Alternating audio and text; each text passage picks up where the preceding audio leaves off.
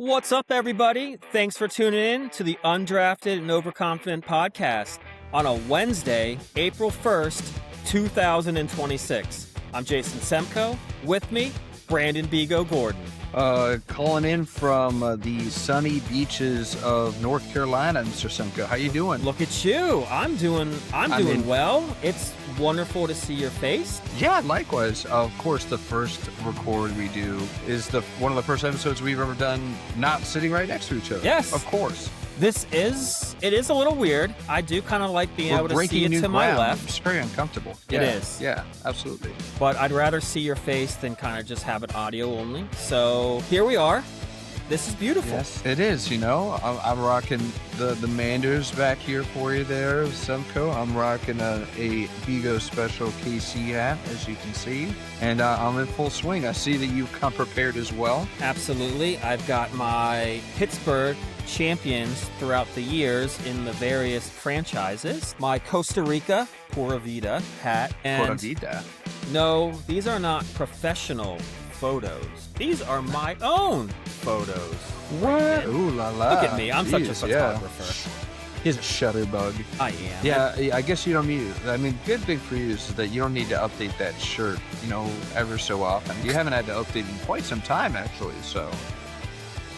2017 was the Penguins when they won a Stanley Cup. And yes, they are probably the closest team that's got a chance at winning, adding to the shirt. Yes. So you think they got a chance this year? You make the hockey playoffs, you've got a chance. Yeah. But I don't like the odds. I know. Yeah. All right, let's hear it. We'll get to it. No. Let's hear about your week. How's your week going? How was your weekend? We always like to go into the fun stuff that we do in our fees on the weekend. So what'd you get up to? Of course. Well, my wife and I ended up playing some pickleball again, which was the hand-eye coordination's coming back. Okay. I'm putting some spin on the ball. Ooh. I'm going to hurt myself. There's just no doubt about it. I'm going to go too hard, running around, trying to Rafael Nadal this thing. I'm working on a two-handed backhand, a little poke at it, just like Nadal. I'm not going to give up on a play, but I'm 40, so I'm going to hurt myself. You're going to pull a hammy. Hammy is the first thing to go. Hammy or Achilles. Yeah, which it does get a little sore after each time we played. But yeah, I don't know, man. But it's so much fun. I think we found this is like our thing that we're going to do. We tried like bike riding. That's a couple. You're like couples thing, yeah. Yeah. So I think this is going to be our thing, which I'm excited about. So you said bike riding. Why didn't bike riding work for you? I don't like, there's not that many places to bike ride. I don't like being one of those guys on the road that cars got to drive around. It makes me uncomfortable. I hate it. I'm not Lance Armstrong. I'm not trying to go down these major roads. And, we've taken the bike where we live through some of like the trails, but it's awkward when there's other people there because you're really kind of not superly supposed to be on the bikes, but whatever. And the nearest place to go is like 25 minutes away to park your car, get the bike out. It's all flat for the most part. So plus you're not really interacting that well. Yeah, no. Yeah, it's not exactly like unless you got a tandem bike. I ever tell you the whole like tandem bike thing that me and Seabear and Will Billy tried to do? Oh my God. So we were in Belgium for this like independent studies class in college. There's a lot of stories about this one, so I'll save it just. This is like the third one already. I know. Belgium. There's so many good. I know Belgium was a great time. Amsterdam was a great time. We'll get into it. But for this one, we were staying in Bruges, beautiful town in Belgium or city. City in Belgium? It's a city. The best club team in Belgium for European soccer, to let you know. I wouldn't know that, but they had good clubs. I can tell you they had good clubs because we went to those. Yeah. But they also had a bicycle shop that had tandem bikes. And Seabear was adamant. He's like, we have to get on a tandem bike in Belgium. Of course, the one day we had free to go, they were sold out. We just had some regular bikes, but tandem would have been a way to go because it's very coupley. And you guys don't have a tandem bike, so I can see why regular bike riding is just not going to do it for you. Yeah, we took the bikes out. And I can see you being places. Competitive. You're like, let's go see how fast I can go. And Calissa's just out on a leisurely Saturday stroll, and you're like, you're trying to be Tour de France and like going up the mountains, cranking up the knob. Yeah, my wife did get kind of upset where, look, sometimes she would mishit the ball a little bit and it'd be like a drop shot. And so really the best way to get it was to kind of slice at it And so she'd line up like she's gonna hit it, and it would hit on her end, and it just bounced to the side. She's like, "You need to stop doing that." I'm like, "Well, stop drop shotting." Like, so either it's You had gonna mentioned you're help the not marriage or hurt the marriage. I'm not sure which one. Yeah, it'll strengthen it, I'm sure. Yeah, ups and Or downs. it's like I made a huge mistake. One of those things. Yeah. So, yeah, so pickleball over the weekend. Anything else big going on? Well, saga with my kayak last night. I got pieces to the roof rack. This kayak, man. Dude, I know. And I just was a dummy and I like broke two of like the four things that attach to the roof rail. So I got to buy those separate. So I got to pay some more Oh my money for god. those because I just didn't quite understand how to install it. But it took me 2 hours to get nothing accomplished last night and spent an hour and a half either this morning or when I got home from work trying to fix everything to realize I can't do it. And it's just, I don't know, man. It's just, I'm going to get out there and be I like, this mean, wasn't worth it. I appreciate your perseverance. At this point, I just light the whole thing on fire. But done. This is just not meant to be. I mean, It's sunken money, it's sunken cost. It's over. I'm thinking about just taking out on the first day and then just coming back and just it not being coming back. Like it sank. It's gone. You just go down with it. It sinks to the bottom of the reservoir and never be Yeah. seen. Yeah. That's But what I do. Go for it. that's a thought if it doesn't get any better from here on out. But I'm almost there. Yes, you're But almost there. but You're almost there. you, my friend, you are living Yeah. it up in sunny, maybe a little chilly Outer Banks. Yeah, we're in the Outer Banks. We've kids on spring break, so decided to get down here. This is the easiest drive, 3 hours, three and a change, 3.5, door to door. It's weird going to the off season, man. It's like we're usually here during the peak weeks, peak months, right in the middle of summer, and it feels like a beach town, right? It's like, oh yeah, there's lively and there's stuff going on. The restaurants are open, but we're technically season, I guess you could say. Yes. Because season for them doesn't really start until like Memorial Day, Yep. right? So they're like, this is when we see people run out. So we didn't really know what to expect. One, we got so freaking lucky with the weather, dude. Like we're looking at 40 degrees when we arrived, and I was like, this is gonna be rough. A nightmare. 45 degrees when we got here. It wrapped up today 73, and it looks like, knock on wood, it's going to be high 70s the rest of the week. Great beach weather, and then the day after we leave drops back down to 50s. So I'm happy for the you guys. vacation gods are smiling upon us right now. But man, it's not all butterflies and roses. Like we got a great house right on the beach. We can walk right out to the water. Kids love it. My wife's doing sunrise meditations while I doze away. Nice. I'm not a morning person, as you know. As you know, it's hard to wake up ego. Yes, very hard. I'm surprised you're not cold plunging in the ocean, though. I am. I'm jumping okay. in the water. That's another story. It's like, son was so diehard to go boogie boarding because we did it while we were in Hawaii, where the water is like bath water. It's like 70 degrees. Yeah. And I warned her, like, it's cold, man. Like, we can go, but it's cold. Rent the boogie board, the whole nine. That's 15 seconds, and he just tears. It's too cold. And I'm like, great. B goes boogie board, and I'm like, I've got the dang thing. I'm gonna use it.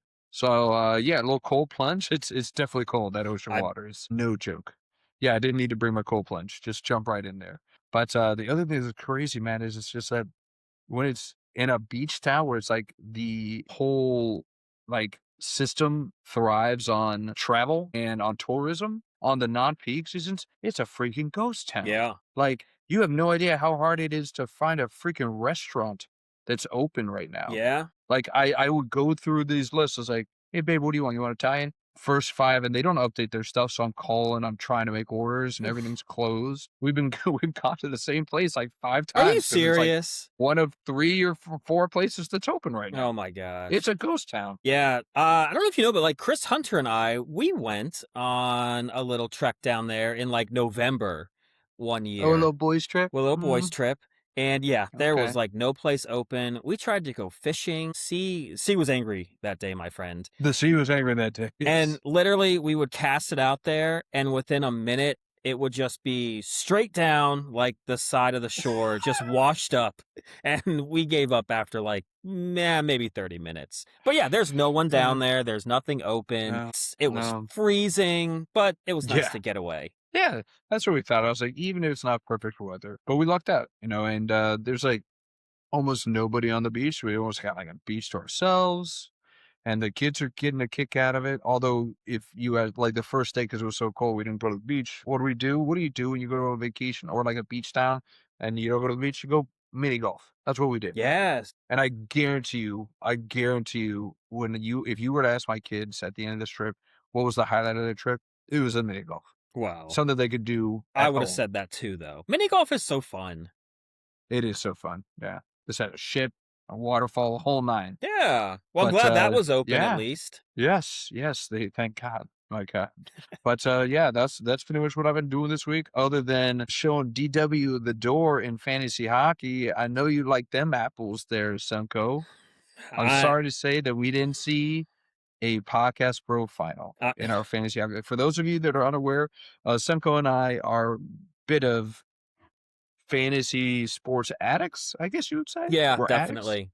Yes. I mean, our whole friend group is, right? So Yes. baseball, basketball. I throw away basketball. Yeah, I don't care But anymore. baseball, football, and then hockey. Hockey has become a big thing for us, fantasy hockey. And we're driving towards this. And yes, I ran my mouth. And you did.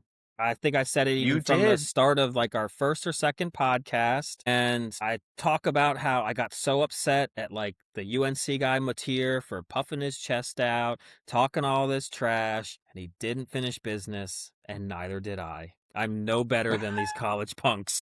You're no better than Mateer. I mean, you were so braggadocious when I was clawing for a playoff spot. I know. My team, clawing for it. Chris had a good week. I don't know. I had a good week. I think I would have whooped you if I played you, which is what happens. But excuse me, that's okay. You know, Seabear, I'm rooting for you. I love you, Brandon. How dare you. But I can't have you win. I can't do an episode now that we're on video with the belt in the background. Oh man, right above me, right here. Yeah, I can't. Blazing across the chest. I cannot have that. It's happening. It's destined to happen now. Now, you're in a bit of a hole right now. It's fine. I had a goalie that gave up 5 goals in one period. That's great. And then they benched him. So I can only get better. That's all. I'm telling myself, it's like my goalie stats can only get better. That's true. But and not it's a like great I'm down way to on start. hits. No, not a great way to start. I may have to do a live update and see how my boy Blackwood, my team name, is doing. Can't say the full name on here. DW loves Blackwood, ...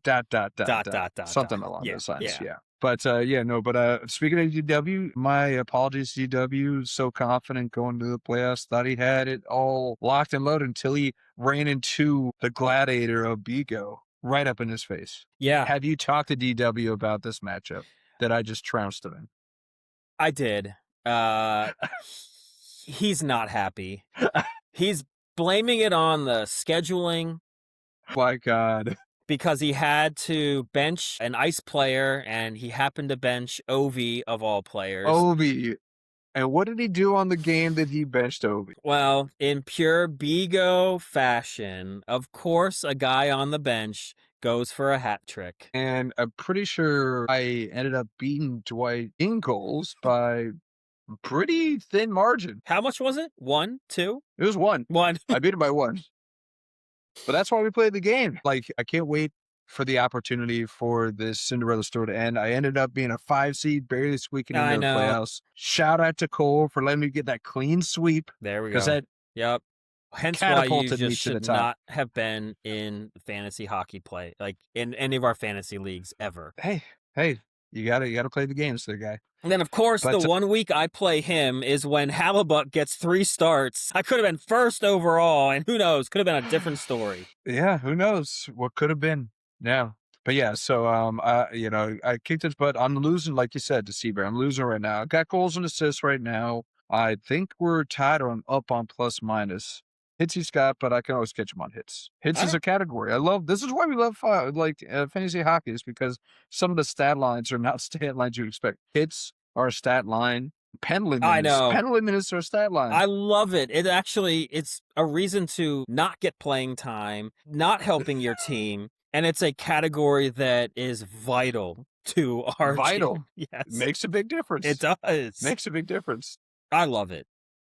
I love it too. And hey, man, if we could have played, or if I could have added the New York Fire Department and New York Police Department This week, I would have because that team alone would have won me penalty minutes. Did you hear about this Yes. charity That's game like between 100 the probably police minutes. departments? Yes. So yeah, so the New York police and firefighters, they had a charity hockey game, just this last, I think it was 2 days ago, and, it ended up in a huge brawl, and apparently this is kind of a thing that they do. They've been playing each other in hockey since 1974, called the Battle of the Badges. It's usually typically spirited, it's filled with, fights and hits and aggression, and, I think who was it? I think the police were winning 3-2, Okay. and then it just all hell broke loose as the game ended. It ended with a bench clearing brawl all the way at the final whistle, where both benches cleared and fire. These guys just do not like each other at Oh, I all. know. It's like every sitcom you see, they always are like butting heads and don't think the other one's job is worth anything. And I guess that's true in real life. But I mean, that stadium was packed with people. And I can Yeah. guarantee that probably 95% of them were ecstatic that they got into a Oh brawl yeah. to end that thing. I mean, that's what they came to see, right? They like nobody's counting stats of the first lieutenant on the police Yeah, force. they don't care How about many any of assists did that. that kid? Yeah, no. Yeah, it's a charity game, and what's this charity like beating the living crap out of each other? When you're supposed to be those that are protecting and serving, they're just Gotta wailing let that on each aggression out other. somewhere, right? Hey, instead of police brutality, does it count as police brutality when you're beating up on a firefighter at a charity game? Maybe we'll see what comes out after this, but I mean, I we'll mean, it's see. on film. They got did they have their body cams on like when they were playing the game? I wish, dude, it was so funny. Yeah, some of the pictures, it's just you just see all five that are on the ice. They're just one on one with somebody else, just fighting on Yeah, the ground. I just mean, gloves down. I how could you not? It's your perfect opportunity. It is hockey, so fighting is kind of okay. So Yeah. yeah, I As a actually ref, are you just like, are you if you're a ref, are you gonna pull a cop off of somebody? no, Like, they're getting your you just assaulted info. a police officer. Yeah. And you got a parking ticket, parking boot on your car like the very next Yeah. day because you stopped me from getting in a fight. Yeah. I actually wanted to. One of my things, so I always did want to do like the intramurals. Like obviously that was so fun, and my dad would tell me stories of when he did like intramurals. So I was like, I can't wait to get to college and do it too. And then had like a really fun time. But I remember telling some of my buddies like freshman year, because you're kind of sitting there like, well, what are you gonna do? Like you got to pick a major. And I was like, you know what? Like a firefighter would be pretty cool. Like, obviously there's a lot, but I was like, one of the main reasons is, dude, they play in this like really big flag football league.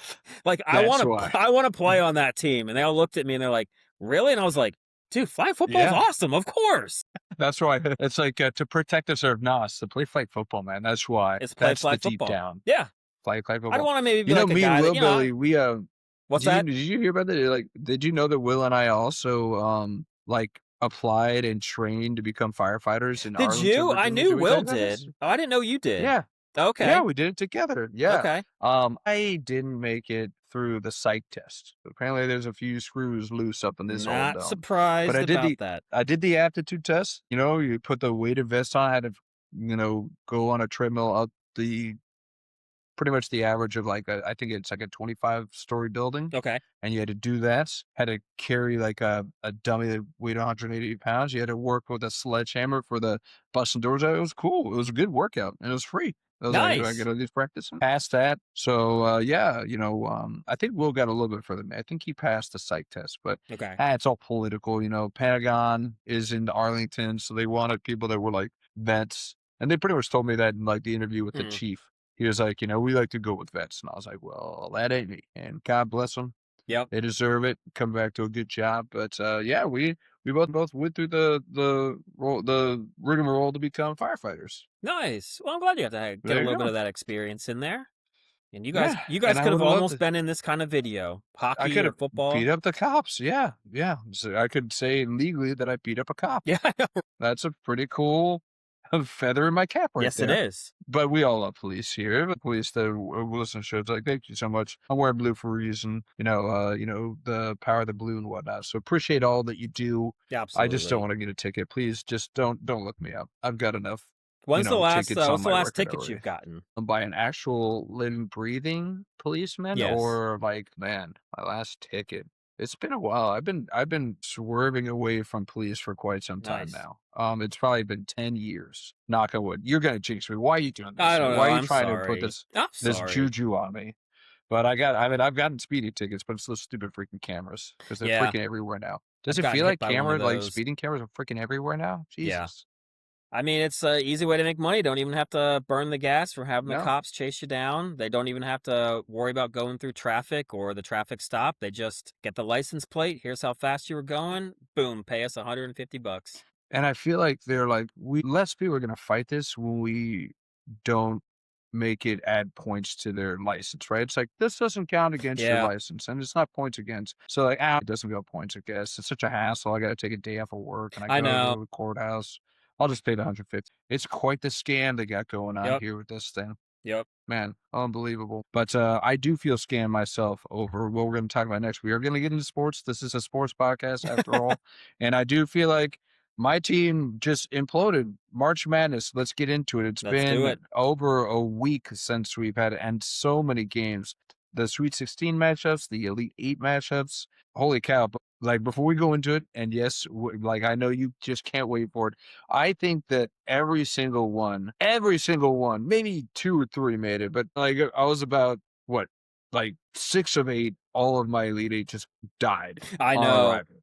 You were looking so good. St. John's Yep. loss. I had St. John's beating Duke, loss. I had Michigan State beating UConn, loss. Iowa, Nebraska, obviously that was more of an emotional loss, but Nebraska, loss. Freaking Illinois beats Houston, death blow. That was the death blow Yeah, it for me. was. I had Houston winning the whole freaking thing. I believe Iowa Arkansas, State Arizona, took a loss as well. freaking. Oh, I knew that I was screwed once their best player got hurt in that Yeah. stupid Tennessee State game. Like, what are you doing? Like Tennessee State, really? That's the one that killed you, but it did because who had Tennessee making it to the Elite Eight? Actually, unfortunately, a kid at work, the guy I like to talk sports with, and we had 3 of the same 4 Final Four teams, and we had Arizona over Duke. So literally, he beat me because he picked It's already over. Tennessee to go to the Elite Eight. Really? Yes, Wow. he did, and he made Rick sure Barnes. to let me Big hear Rick about Barnes it. fan. Oh yeah, I can imagine. Just like I'm sure you're about to let me hear about my my punishment. I don't think I'm going to come back from the outer bench because I do not want to face the music for this Yeah. punishment. You've got a wonderful, tasty, aptly named chocolate bar that'll be waiting for you. Aptly named. I don't know if aptly named. It's like I already have a flaming butthole. I don't need a thing that's going to exacerbate the situation. Maybe 2 negatives make a positive. Maybe it'll help. Oh yeah. Yes. It just it's soothing. It's like icy hot down there now. That's great. Yeah. Did you get it? Did it come in? Did the punishment chocolate come in? So I believe it did, but I told you I ordered a new computer, and I sat there this morning. I was like, man, I've gotten so many things from Amazon lately, and I ordered that chocolate bar. I was like, where is that thing? And it said that it was delivered on like March 29th, showed me a picture, and it's the box that the computer came in. That box was thrown out. No, it's a sign. Don't give me the chocolate. I reordered. I was really hoping. I reordered. I was really hoping you were going to tell me that this was one of those situations where the box got delivered to the wrong house and somebody else was like, "Ooh, chocolate," and just went to town. Didn't even read the Oh my label. God. We got so many families with like kids in that perfect age that they would just rip through They and just eat chocolate bar. I'd feel so bad. No, I They're mean, it like, wouldn't be "What's my a fault, noose?" but it's just, I'd be like, It's like, oh my God. what's flaming a noose? What is a noose? What is this? What does this Is taste this like? Egyptian? Is this an Egyptian chocolate bar? Oh man, I'd feel so bad. Or it'd be rightfully if you had one of those like porch bandits that like steals packages, they steal that. Yes. Steal the flaming hot chocolate bar. Enjoy. Yeah. No, that would have been great. But yes, sadly, we were hoping for a little bit more excitement going up to the end for our personal bet, of who was going to win. Sadly, like I said, my whole bracket imploded over the weekend. Congratulations. Thank you. You finally being the champion. It took you enough tries, and I'm so proud of you. This is just a testament that, hey, you stick to college and I should stick to pros. Because I can do pros, but college, I'm on. So I think my 1 hour of college basketball watching over your 0 probably was really what got me that little bit extra that it took for me to take you down. But man, look, Tom Izzo burned you again. oh man, I'm again, so angry at Illinois because the one year I don't pick them, I know, I I couldn't know. believe it. And I was like, of course Houston's got to win, right? We sat here and said defense wins. I didn't know Illinois had a great defense. Apparently they did beat them at their own game. Yeah, Held them to 55 points. yeah, Illinois is, well, look, you don't make it to the Final Four without playing some really good basketball. But man, all 4 of these teams, you could easily see winning this whole damn thing. Oh yeah, easily. But by far, but yeah, go on ahead. no, I was gonna say, but yeah, no, yeah, there was just a lot of heartbreak for me this last week. It's like, my champ. I mean, I was looking for a VCU miraculous win because they were down on Illinois by like 20 at some points in the first half. And I was like, Jesus. And then you got Michigan State on the other side, just heartbreaking me with UConn. They were in it all the way to the end. Looked terrible in the last, like, I don't know if you watched that game, but the last like 5 minutes, I he like know. turned the ball over like 3 Yep. times. And I'm like, dude, you're the guy that needs to be the stabling force here, and you're the complete opposite right now. So that was heartbreaking to see. Never like seeing Duke win. So that'll get us to the next topic. But yeah, when they beat St. John's, that was rough. Yeah, I got one that went through Purdue and Arizona. Yep. Whoop-de freaking do. That's congratulations. But to Arizona, the team I But, picked, so it doesn't help you at all. But it's, it's true. But I mean, I'm just glad it's not super chalky. You got a 2 seed and a 3 seed in the Yeah. Final Four, so that's really, really good to see. If it was all ones, that would be just so lame. So glad Like it the wasn't that. women's? Yes, I love that you were talking with our friend about filling out women's brackets. So you're like, we just picked the ones, and I was like, yeah, that's the easiest freaking decision of your life. I mean, I sent you a video, or I sent you a screenshot of the UConn score. Do you remember what that score was when I sent that to you? It was like Yeah. halftime. Do you remember they were playing? It was another Big East team, I think, wasn't it? Yeah, I can't remember who it was, though. It was Syracuse, man. That's And right. at halftime, they were a 9 seed. So yes, they weren't a 2 or a 3 seed. They were a 9 seed, but whatever. They made the tourney. The halftime score of the UConn Syracuse game, 65-12. Yeah. That's a 9-year-old game. Like, Will Billy talks about Kale being on a basketball team, and the final score is like 20-2 or something like that. That's what this is like. It was. That's unacceptable to have a score like that in the second round of an NCAA tournament against a 8 or 9 seed. But look, I talked a little bit about the women's because at work, we filled out a men's bracket all the years I've been there, but this is the first year we did a women's. And I don't know. Hey. I felt like I couldn't not fill out the women's bracket. Equality. I literally picked, other than the 8-9 game, I just picked the favorite to win every single game. And if UConn wins, I'm going to win. Like, it was that easy. I picked all the 1 seeds to make it, basically all the 2 seeds to make it to the Elite 8 against the 1s. That happened in all but, I think, 1 region. That's what happens every year. Yeah. Yeah, there's a reason why. It's just a shame. It says, like, there's such a divide in women's college basketball, much more so than in men's. It's gotten better, though. You see it all the time. I mean, it used to be UConn or Tennessee in women's. Yeah, that's true. And that was it. But that's true. Now you've got at least a few other teams that have a chance, but it's still going to be the same 5 or 6 teams that are going to make it to the Final Four or Elite 8 or have a chance. And then the rest, it's like, why are you even bothering? Yes. It's like, we're just happy to be here, Get the experience. Yeah. But let's get back to the men's brackets, my friend. Let's talk about the Sweet 16 games, the Elite 8 games. What stood out to you? What was exciting? How'd you feel about them?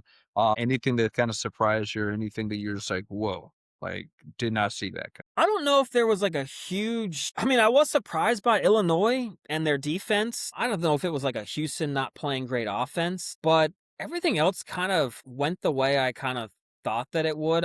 Purdue kept it closer with Arizona for longer than I thought that they would. And it was like, as that kept going, I was like, man, I mean, you keep these guys in. I was like, maybe after 4 years of everybody dissing Braden Smith and Purdue and always, making bank on them crashing out, I was like, maybe this is the year. Maybe this is their year. I was thinking maybe.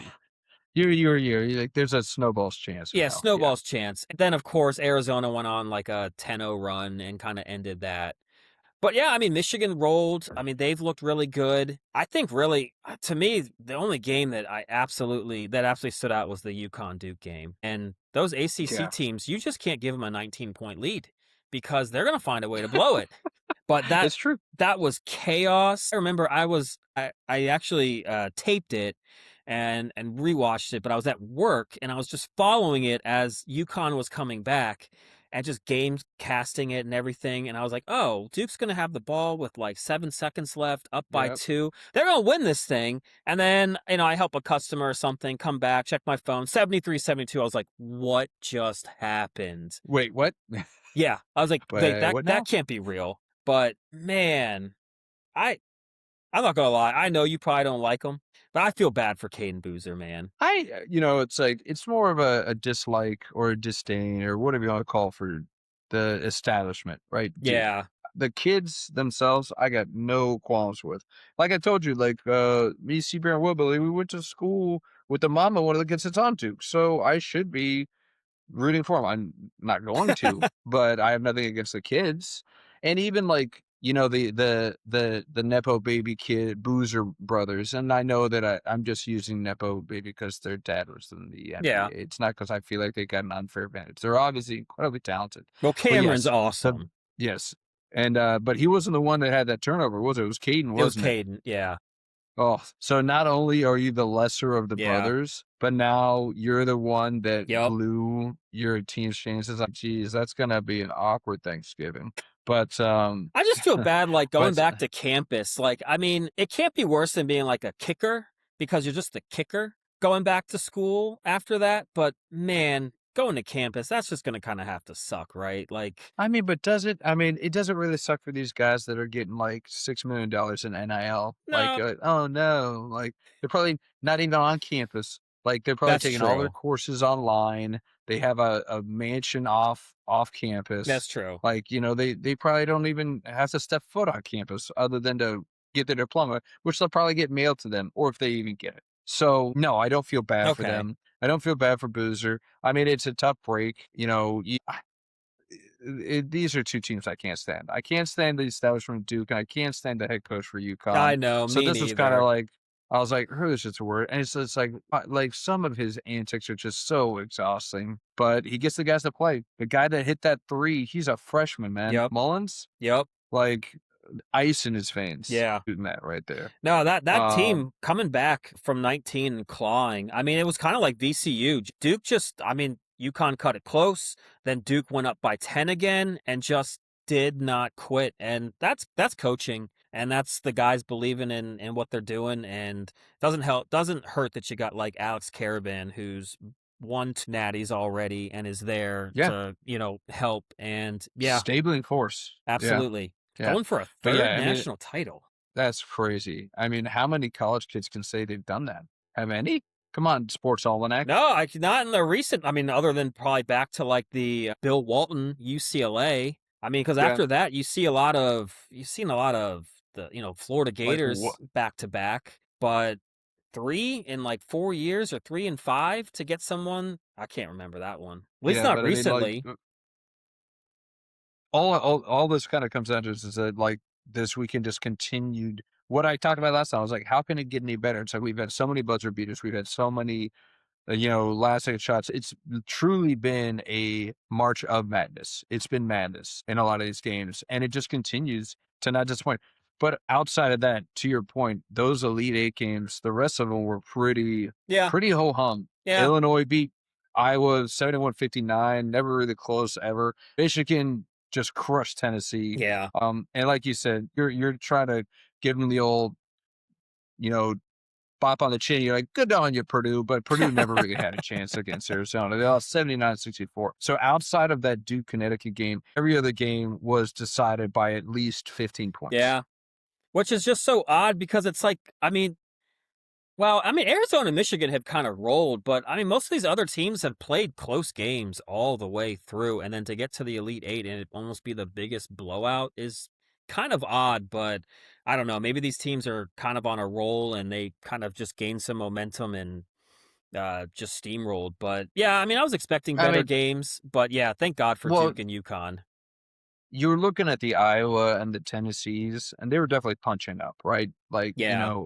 Iowa, they hit gold when they beat Florida. They faced Nebraska, who those are my Nebraska Ballians. Yes. But it's not exactly world beaters you're facing right there. So when they finally went up against a true powerhouse in Illinois, they got shown the door. And They then kept it same thing close with for a Tennessee. while, though. Yeah, yeah. But then the wheels fell off. Yeah. And then, like we were like, it's so funny. We were talking in the beginning of this bracket. I was like, oh, the threes have like the easiest walk. And it's like, well, no, I guess the teams that they had to face realized that too. And they're like, great, I get to play this Yeah, crappy it's true. 3 seed and I'm just going to walk right into the Sweet 16, which is what Tennessee did. And then Tennessee got to play in Iowa State without, what's his name? Jackson, Yeah. like their best players. Yeah. So I mean, like you got a wounded animal that you're playing against who, granted was handling business against University of Kentucky and of course like Tennessee State. But I guess Iowa State didn't have enough to beat 2 Tennessee teams. Talk about 2 Tennessee teams. They couldn't beat both of them. No,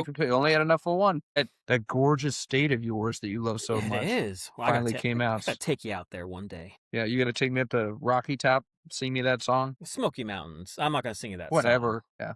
Yeah. Is that song about something like really unseemly?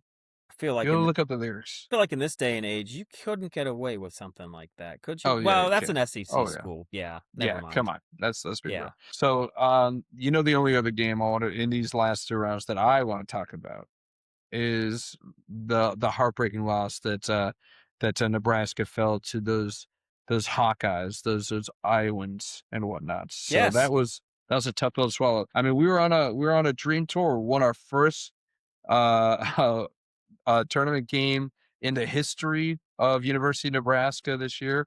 Then we beat a Vanderbilt team with a nail biter Yep. layup to kind of end. So I was riding high, ready to go into this game, thinking we might make the Elite Eight. I was too. I was expecting an Elite Eight You were appearance. expected, were you? Well, they were a higher seed. They had just beaten them recently, but I mean, I know. Someone smart has said before it's hard to beat the same team twice, but I was still hopeful that, you know what? They're playing well. It's their time. They're the team of destiny maybe. Get to All play right, a weak you're laying it Iowa. on a little thick. Really? A little thick there, Sepka. Oh, Yeah, just okay. a little thick. You might have been the happiest person outside of Iowa to see that game end the way that Absolutely. I did not want to hear you have to say how far that they got to the Elite Eight, the final 8. No. I mean, you were this close to calling on Nebraska ball. You were this close. I You was. were this close. But yeah, I mean, we talked so highly of Hoiberg and his coaching at the later parts of the previous game in Vandy, and that just was not there No. in the late stages of that Iowa Nebraska game. I mean, the cherry on top was when we had 4 guys on the court for that inbound, and Fulgaris, who was the hero I the know. previous week, got to do it again. This guy's just built of heroics. He just gets an easy layup and the foul, and the rest is history. And then the wheels kind of fell off from there. How you letting? This isn't football. 12 men on the field. You got 5 guys. I know. How do we not have 5 people on the court right there? Especially He made it right. with how Go well ahead. he'd been coaching everybody and I how know. in tune they were. They won a lot Were of they their just not games paying with that. attention? Yeah. Yeah. But yeah, I mean, Hoiberg made a smart move, putting this guy Jacobson, a really defensive player, up against Kurtz, or right in the last like 5 minutes, really kind of shut him down. But yeah, that was just such a huge mistake. And then again, Nebraska just showed that outside of like the pick and rolls to Sanford and getting him open for a 3, that offense is paltry to say the least. So when you're a one-trick pony, you can only go so far. It's true. But hey, you know what? In all honesty, I mean, you went to the Sweet 16, predicted probably to finish in the bottom half of the Big Ten this year. Out of nowhere this year, yeah. Played, even in the losses, played really well. You should take that season just about every season. Yeah, no, like everything's gravy at this point. It was icing once we won that first game, to Yes. be honest with you. Yes. So, now, there's a little bit more national hype. You know how much love you watch the games, how the announcers were just in awe by the turnout of those Nebraska fans. Every game. It is true. You guys travel well. And they were just like, man, this feels like a Nebraska home game. I was like, you gosh darn right they are. I knew you'd love that. I loved hearing that every Come time. on. Yeah. I was like, Yeah, get that's right. We over it. travel. Okay, they travel well. God. They love their athletes, man. They love their team. Rooting for them, and they'll go wherever they need. Just like what's that song that Steve always? I will follow Yeah. you wherever it Right. is you may go. That's what We'll start Nebraska calling fans them are. the sixth man. How about that? The Seahawks are the 12th Okay. man. We'll call the Nebraska Cornhuskers fans the sixth in basketball. The sixth. The Yeah. sixth man. Yeah, Yeah. that's weird that the fans are getting a nickname for basketball and not football. It's a weird time we live in, It my friend. really is. I mean, Indiana Hoosiers just won a national championship in college I know. football. Like we're in Up a is down, left is right. yeah. Yeah, whole thing, I don't know man. where I But yeah, am. hoping it builds. Maybe we'll actually get some recruits. Maybe we'll hit the transfer portal. We'll see what happens next year. I will not be picking them to win the Big Ten, but I'll I look to wouldn't see if either. they can have some sustained success. That'd be great to see. I'm But quasi happy for you. this isn't the undrafted and overconfident Nebraska podcast. So let's get back to the brackets themselves. Those Sweet 16 games were a lot more entertaining than those Elite Eight games. And I keep covering my mouth because I'm not used to doing this on camera. But It is but weird. I I'm mean like, Jason, keep your face straight. Don't do anything weird. it's just don't get distracted by what's around you. But I mean the Duke St. John game was close. The UConn Michigan State game was close. The Texas Purdue game. I That was know. a nail biter. Yeah, it was. I thought Texas was going to pull that one off. But hey, Purdue just kept winning close games, but you're like, you're playing an 11 seed. This isn't going to last. Yeah. And I mean, Texas did, they knocked off, a BYU team with one of the best players, in the tournament. And then a 3 seed Gonzaga. Yeah. Take that for what you will. And they're a Big 12 team. They play in the Big 12 with a lot of these really, impressive teams. Who? Like, Texas? so, yeah. No, they're SEC. No, I'm sorry, they're the SEC. Right. Well, still impressive teams. It is. So, it's not like we're going to be afraid of a No, tough not at out. all. No. But we're officially in it, man. We're in the Final Four. We got Arizona facing Michigan, and we've got UConn facing Illinois. How are you seeing this? And are you sticking to your guns? You had Arizona winning the whole thing. You keeping that in your mind's eye? I am a little worried about Michigan more than I thought. I think Michigan, they've got some bigs as well that can probably match up with Arizona. I think it'll be a close game, but I think Arizona wins that one. But I am intrigued by the Illinois UConn. Because I don't know if you remember the last time these two teams played. It was only a couple years ago in 2024 in the Elite Eight. The score was tied 23-23.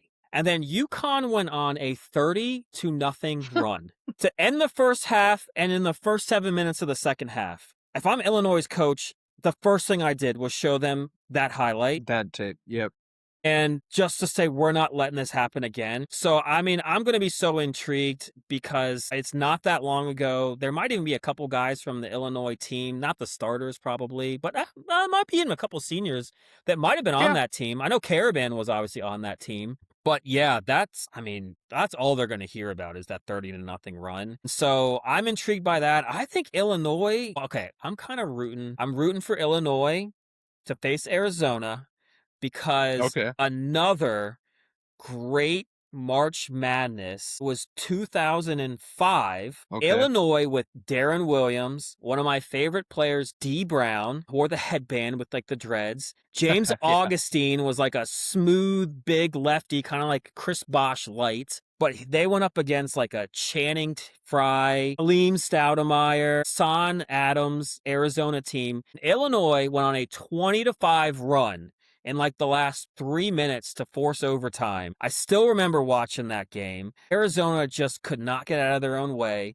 And I want Illinois to redeem themselves from the 30-0 run. And then I want, even though in Arizona this was 2005, so they weren't even probably born. But I want to see Arizona get over that hump of a run, and win the Okay. Natty. But All right. I truthfully think that if it's UConn and Arizona, I think Arizona might handle business. I think Okay. they're too big down low, and I think they'll really give. Like UConn, Duke just doesn't have, they got like one big, really one big. Boozer's not even really a big guy. Yeah. And I think UConn's gotten a little fortunate that they haven't played too many teams that are really tall. Even Michigan would give them fits. I think that if UConn wins, I think Michigan or Arizona would beat them in the final. That's what I'd have. Yeah. No, this is I will say I do like this foursome that's right here Me too. because I could honestly see any one of these 4 teams winning the whole thing. From what I've seen them play, UConn they might be compared to the rest of these teams because all 3 of these teams, Michigan, Arizona, and Illinois, they are huge. Yep. I mean, Illinois has got the Twin Towers, and I know I said this last time, and I was like, can I still call the Twin Towers? But the Idisic twins, man, they're like 7'1" Yeah. each. And obviously Michigan's got size. We know that Arizona's got size. But UConn just they know how to play their game Yeah. and they play really, really tight defense. So I could see them, winning it. Personally, like I gotta pick a Big Ten team, and I'm not picking Michigan. I'd love it, love it, love it to see Illinois win this whole thing. I would Not too. only because it's a 3 seed, but just because, like you said, it's like they've made it close before. But when was the last time they won the whole thing, if ever? I'm not sure. And Yeah, then the it's the been like the the icing on the 50s. yeah, yeah.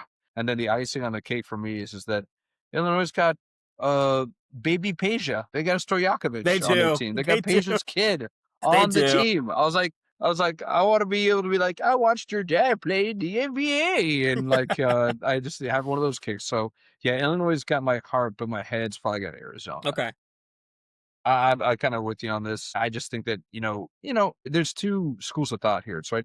Arizona has not had any competition in any one of their It's matchups. true. I know that you said Purdue kept it close, but I mean their average wins, even if you take the LIU game out of it, because they won by almost like 40 points in that game. Yeah. But outside of that game, their average win is like 13 points Hey, in man. their next 3 matchups. Hey, UConn, I don't know if it was both seasons that they won the national title, but it was definitely one of them. I think they averaged margin of victory was like 12 plus points. So, they might just roll through everybody. It might not even need Yeah. to play a close game. It's just happened recently. So, but yeah, you're right. You'd want them to maybe have played a close game in there just to be battle tested, but they were in that Big 12 tournament, and that wasn't too long ago.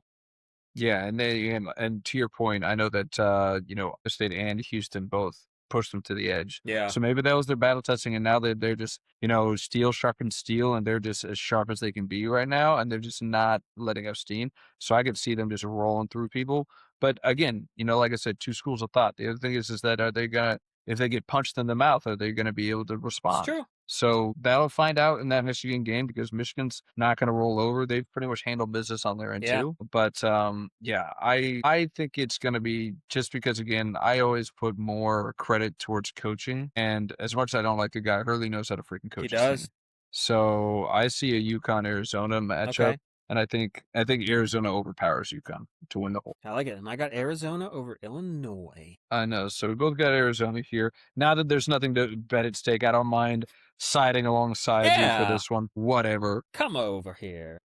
Well, y'all come over there. Are you gonna come over and root for the worst team in the major leagues in the Nationals? Because actually, we're off to a great start. Shockingly, opening day happened last week. Yeah. Let's talk about some baseball, man. Let's We did do our it. fantasy. Let's talk about reality now, man. It's upon us. The greatest pastime in sports American history. Major League Baseball is Yeah. back. I just Are you there, excited? there's something about opening day, afternoon baseball, the start of the season. All those things. It's a different sport, like it's just played differently. There's no clock. It's just by the innings, and Well, there is a clock. There's a pitch clock there's a now, pitch. but Thank yes, I know what you God. mean. It's got me. I haven't been this excited for baseball in probably 20 years. And Rob Manfred, in my mind, he can come out He's the with whatever he savior of wants. He baseball. absolutely is. Like all the ideas that he's had and come out with, I'll be in favor of until he falters, because the pitch clock, the extra innings, I know people don't like the ghost runner, but get these games over with. Like we just We just don't need to keep. I mean, starters don't pitch as long as they used to. They go 5 innings. Your bullpen already gets taxed. And to have, I like seeing the position guy come out and play. I guess no one else does to pitch. I think it's funny. I love seeing him end up striking out a guy. But just for the game and the pace of play, it has been so great, and I'm excited. I just love watching whatever game is on TV right now. I'm not a fan of watching the Pirates. I love the Pirates, but it's just the pitching. It's just a low scoring. Watching O'Neal Cruz go up there and just swing at. I mean, the pitcher could literally say, "I'm throwing you a curveball," and he'll still swing at it like it's a fastball. I don't get it. He's like, "Gotcha, okay." It's like he's playing his own mind games. It's like he just says that because he doesn't want me to think it's a fastball, and it's going to be a fastball. It's like, no, you idiot, you can't hit that thing, so they're just going to throw it every time. But yeah, few things for this one. Yes, the MLB opening day, that should be a national holiday. They should let kids off of school for the opening day. Agreed. And you can just watch it from noon on. Yeah. And it's and if you're in a big city, that's a chance of you getting to go to a baseball game. Yeah. I mean, that's America's pastime. And it's great, especially for kids, because there's so much stuff going on. I know it's a long game, but they'll be entertained. There's stuff going on the Jumbotron. They have to watch every pitch. They can just enjoy the experience and being social. We're going to be old curmudgeons, and we're going to say, stop looking at the screens and pay attention to the game. America's pastime. I mean, you heard about what Chick-fil-A is doing, right? Did you hear about this? Yes, I did. I bet you're pretty excited about this. So yeah, Chick-fil-A apparently has offered a free ice cream. They call it, they created the Coop. It's a box to store phone where you can put your phone in a Chick-fil-A box. And if you keep it in the box during your entire meal, you get a free ice cream cone. It's like we're in elementary school where they have to put the phones in the boxes. I love it. It's adorable. They call it the chicken coop. Yep. Put your cell phones in there. And then as long as you keep them in there, you get to, with your family. It's slightly, and I'm using the word slightly very, very vaguely, because it's incredibly embarrassing. But it's slightly embarrassing that we, parents have to be enticed with ice cream to stop looking at their phones when they're having a meal with their freaking kids. It's true. I was actually going to say that. I was like, it's sometimes not even the kids that are on the phone. No, it can be the adults. The freaking parents. Yes. Yeah. I mean, I'm guilty of it from time to time myself. It's we're eating and, my kids I love them to death, but they're just telling the most long-winded story about a blade of grass that they saw growing in a different direction at school today. And I was like, holy cow. How's my fantasy hockey matchup going? Or what's the weather like? I want to know the weather more than I need to hear about this conversation that I've completely lost of it. But I mean, once I do, I feel terrible. And I was like, this is my child. They're trying to have a conversation with me. It's and my wife's great at it. In fact, she grills me at it. She's like, no phones. Yeah. And I was like, right, no phones. Got it. Yeah, I'm totally on board with this. Again, it's just freaking embarrassing. They're going to be like, but you get ice cream. Ooh, ice cream. Okay. And you're sitting there, you're scratching. You're like, oh my God, I got to finish this meal because I got to check my phone. It's like, ding. It's like, I got a ding. I heard that something happened. What happened? Gotta check it. Yeah. I know my wife and I, we're trying to do better at night, of actually, especially if it's a show we haven't seen, of keeping the phone down and watching the whole thing through, and then yes, maybe afterwards before bed, we'll put on some show we've seen 1,000 times and scroll while you're quasi watching. But I don't know, you just get in that bad habit and I hate it because I'm like, what happened last episode again? I don't really remember. Oh, because once again, I was checking my fantasy team and trying to do some ad drops because these hitters suck. Junior hitters, man. Yeah, you're gonna be you're gonna lead our league in ad drops. I always do. That's one thing I try. I'm gonna try hard not to, but I'm way ahead already. I'm way ahead already. But no, I want to bring this up after you heard this story because I don't know if you've noticed this, and you're on the road a lot for work, long travel. This is my theory. I don't know if you've noticed this, but you're at a red light. Two people are at a red light up at the front. It's a 2-lane road. Light turns green. Nobody goes. I'm convinced that it is because each person in that car has their phone out and is waiting and looking in their peripheral because they're sitting there saying, when that person goes, I'll kind of see it and then I'll go. In the corner of my eye. Yeah. It drives me up the wall. It's like a reverse game of chicken. It's like, all right, well, I'm not gonna move until they move. Yes. And I don't have to take my eyes away from my screen. The only Man, good thing nothing. oh, go ahead. No, go ahead. You got it. I was gonna say the only good thing I will generally say though is typically once they realize they gotta go, they go. Like they like zoom off the line. Yeah. It's 0 to 60. Yeah. Check out those RPMs. Yeah. Yeah. No, but there's very few things that drive me insane more than sitting at a green light for more than 10 seconds. If I'm sitting, you might as well just blow up that car in front of me. If Yeah. I'm sitting behind somebody and the light's been green for even 5 seconds, I'm like, please act like you got somewhere to be. I'm 3 I seconds. You got 3 seconds or I'm honking that horn at you. Oh yeah. The horn's getting it. Yeah. Yeah, absolutely. And then you ever watch from like the car like behind, and when you honk the horn, they're doing this there. Yeah, I know. Just like drive away. Yeah. Yeah. Busted. Yeah. And then No, that's it's when the worst. then that's when you can tell too is when they then kind of like start then they speed off the line because they're like, Yeah. oh my god, they try and make up yes. for it. Yeah, they just they haul ass. Which Yeah, I do kind of appreciate in the end because it'd be even worse if you just then took your sweet time going afterwards. Oh man, it's just everyone I pass is on like their cell phone and they're just Oh yeah. but they're like scrolling or something. Like I read the text or something maybe, but I don't know, scrolling or doing the full text. I'm like, it could have waited, right? I don't Oh, know. absolutely. Yeah. Yeah. Oh, yeah. We're like, this is us just proving our age. We're like, it's like the phones are ruining America. And, they're just, but it's true. These things are freaking just time sucks. And it causes accidents. And Insurance keeps just going up because of it. Even if I haven't gotten in an accident in Lord knows how many years, the insurance goes well, up $50 a yeah. year.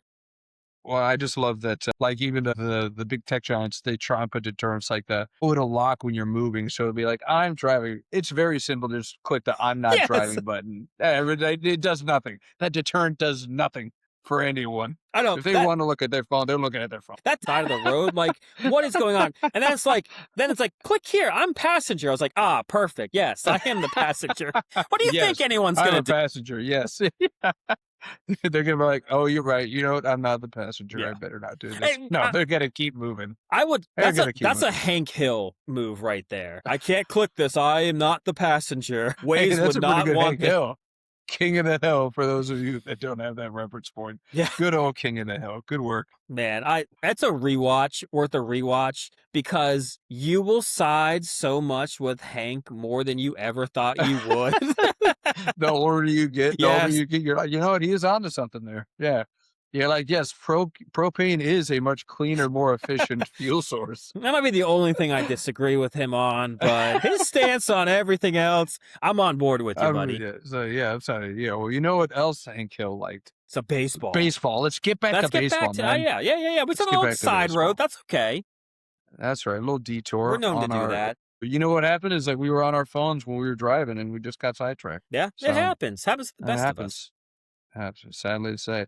But yes, so we are full throttle into the major league season. It's a long season, so I try not to overreact both in fantasy and in reality. But because if you look at the standings right now, your league leaders are, no big difference on the AL, but the NL leaders, the NL East leader right now is the Miami Marlins. Yep.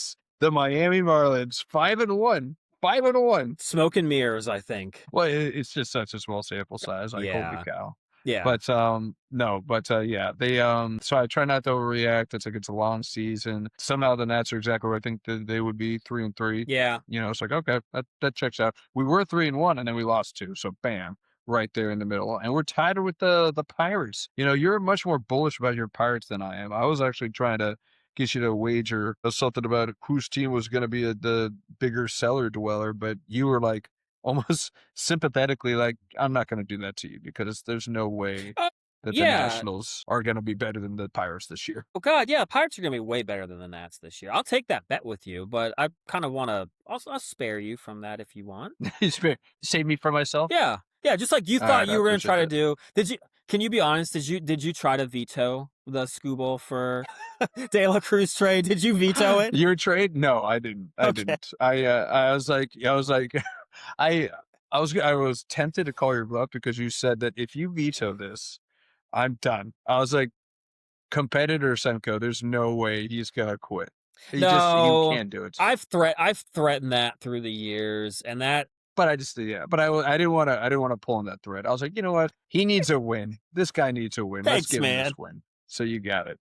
But yeah, some other teams that are looking to win it all, man. You know, it's like it's never too early for a good end of year prediction. Of Are you course. ready to do some, with a small sample size? Do you have the Marlins making it all the way and running the table? But Well, let's no. No. let's go with let's go. We'll do really high level stuff, right? We're not going to go through every matchup in the No. playoffs, who'd be facing who or whatnot. But let's give our division winners, our wild cards, and who we think's gonna Okay. be meeting in the World Series and who's gonna win the whole All thing. right. Let's start with I'll give my predictions in the AL, and you give Okay. yours, and then we'll go to the Okay. NL, and then we'll give Okay. the winner. I like it.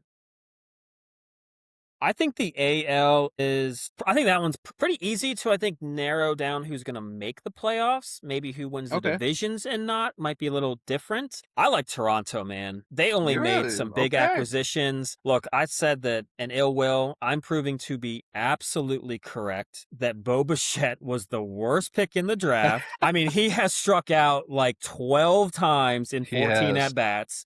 So Not great. not a huge loss. And Dylan Cease pitched, it's one start, I know, pitched great. The Akamoto guy is come in playing well, and it's a good team to begin with. I have them winning that AL over the AL East. Okay. I do. I think the Yankees to me remind me a lot of like the Buffalo Bills and Kansas City Chiefs, and maybe even the Ravens in the NFL, where Okay. you think that they're always there and they keep trying to add a piece, but then you don't really realize that all these other teams that you didn't think of have actually been retooling themselves, and you've got an aging Yankees team now, like you had an aging Chiefs and Bills team. And Mhm. actually, they're getting jumped by some of these younger teams. So the Yankees, I mean, they lost a lot of their bullpen. Their guys are just getting older. They didn't really add but so much else from a team that, I mean, they might make the postseason. We'll see if I have them making it. But I just don't know if they've added enough where I think the Blue Jays have. And some of that, I mean, postseason failure, I think is going to maybe call it kind of like the Kansas City Royals might fuel them to make a run. So Okay. I got Toronto. I think Detroit runs away with the Central. I can't believe that they collapsed and let the Guardians. That The offense is Guardians. atrocious in Cleveland. The Twins, until they prove it, I'm never going to pick them. They were the hot pick No. for 5 years. You got to prove it to me at this point. You're like Purdue. I'm just not going to believe in you until you do it. And then in the AL, Seattle. I love the pitching. I love the hitters. I don't think losing Eugenio Suarez is going to be that big of a deal. They still got the big dumper. They got The Julio. dumper. They picked up Brandon Donovan, who might end up being the best pickup, one of the best pickups of the year for a team that just kind of, they always had that, what was it, JP Crawford in there as like their Yeah. leadoff hitter. He could walk a lot, but he really wasn't, he batted like 220. Donovan's going to be like a 270, 280. I think a guy that's going to get on base. Plus, that pitching staff, I think, is probably one of the best in the majors. And I think one of the surprises that I've got making the wild card, I like Texas. I'm Okay. going with Texas. I think if the DeGrom can stay healthy, I think Gore McKenzie from the Nats is going to have a good year. Your boy Okay. Eovaldi, Great. it's an innings eater. Oh my god, he's not looking good. I know this because I've seen him for 2 starts, and I'm like, "Oh god." Yeah, Just this is where I'm trying not to overreact. Okay, yeah, that's just I give him a little bit know. more time. And I think that offense, Langford, I think's a little overrated in fantasy, but he's a good ball player if he's healthy. Seager Yeah. could be good. I don't know. I just see them being If he well. stays healthy, yeah. Yeah. Seager gonna be good if he stays healthy, yeah. And then I do have the Yankees. I wanted to put Boston but I don't know, relying on hitters like that in that in that division, I just don't think you're going to get enough wins, and I think you're going to they might make the wild card. It might be the Yankees and the Red Sox, but I got the Red Sox out and Houston out. Ouch. Ouch. Okay. I like it. Who you got making it to the World Series, my friend, from the AL? I'm a sucker for pitching. Seattle. I wanted them to do it last year. I think they might get a rematch against Toronto again. Maybe Detroit. I think Detroit might make a run. I just like Seattle's pitching. I don't know. I want a team like Seattle to be rewarded for going after and prioritizing pitching, kind of like the Nats did. So I think it's more just my heart and not my brain on this one, but I'm going to pick Seattle. Okay. All right. Well, you're not too far off, my friend. Sadly, we've got a lot of similarities here, so not a lot to argue with, except for maybe one or two. Okay. We'll kind of see where this goes. One, you got it wrong right off the bat. God bless you for loving Toronto. Thank you. But the Yankees are just moonwalking into the AL East title Moonwalking. there. Yeah, just moonwalking. Okay. I mean, you talk about batters. I mean, that whole lineup is just stacked. And they got people on their bench that would probably be starting on 20 different clubs. So I just like it's got to be said to be able to have a team where it can be a different guy for 10 straight days and they could win That's true. off their bats. I mean, Jazz, I love Jazz. Obviously you get Judge. Stan still got a little pop in him. He doesn't have to play every day anymore, so you don't have to worry about him. Ben Rice is obviously coming along pretty strong. I mean, they're stacked. Volpe, when he comes back, he's a good batter himself too. Yeah. And then their pitching's their pitching. Like if Garrett Cole comes back and he plays at 75% speed, he's still going to be one of the best pitchers in baseball. And then Max Fried's he's been everything you've asked him to be so far. I know it's again a very small short sample size, but 2 games, he's been lights out. Yeah. So, I just see the Yankees just kind of doing their thing and just kind of making it all the way through. Even though that is obviously going to be, I think we're in agreement that the AL East is by far the toughest division in the AL. No doubt. Yeah. I mean, Baltimore. Yeah, even the Orioles, they loaded up, right? And Tampa, you can't sleep on them. No, they do as much as they can with the limited budget that they have, right? So, it's almost like, a bunch of heavyweights just, punch drunk, like just hammering each other, and then whoever survives just makes it to the AL East. So, yeah, I'm very much in the same game, which you'll kind of see. I don't know, the AL Central is just such a crapshoot, man. I mean, Detroit's fall from grace last year was deafening, right? They should have had that. And something tells me it's like, are they still too young as an organization to be able to make that such? So I actually don't have a win. I'm going with the heart. I'm going with the head. I'm going with KC. KC winning the AL Central. I think Witt's in his primes. He's got a few more swings in him. Vinny's looking really strong. That's Vinny true. Pasquantino. And then the new kid, the new Italiano, Jack Caglione, he could be something special, man. He has got power for days. Does. They got a great leadoff guy in Garcia. While their pitching is never going to make you swoon. I mean, they've got some really just wily veterans in Seth Lugo and Michael Wacha. Cole Reagans is an ace when he can stay healthy. So I think their pitching can do enough. If they can short their bullpen, I think that they can do it. Is arguably, whereas the AL East is by far the most challenging of the divisions, the AL Central is, hey, you just got to piece it together and you got a good chance of winning that thing. So I got Kansas City winning the AL Central there. And then this is where you and I are very simpatico. Seattle, for all the reasons that you said, I got them winning that division. It's like their starting pitching is just so deep, like, between Wu and Gilbert and Kirby. And I mean, Castillo even, he's the vet on that staff, and he'll throw heat.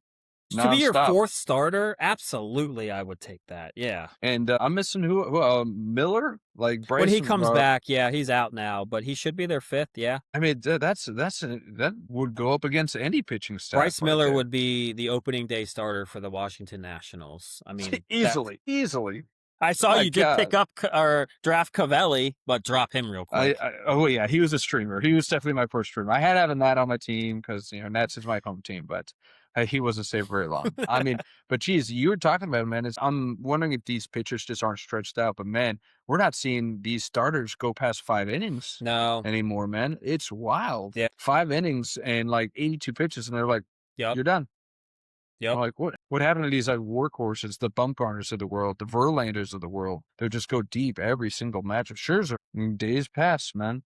But I digress. So those are the 3 division winners. We get into the wild cards. This is where it gets a little sticky wickets. Okay.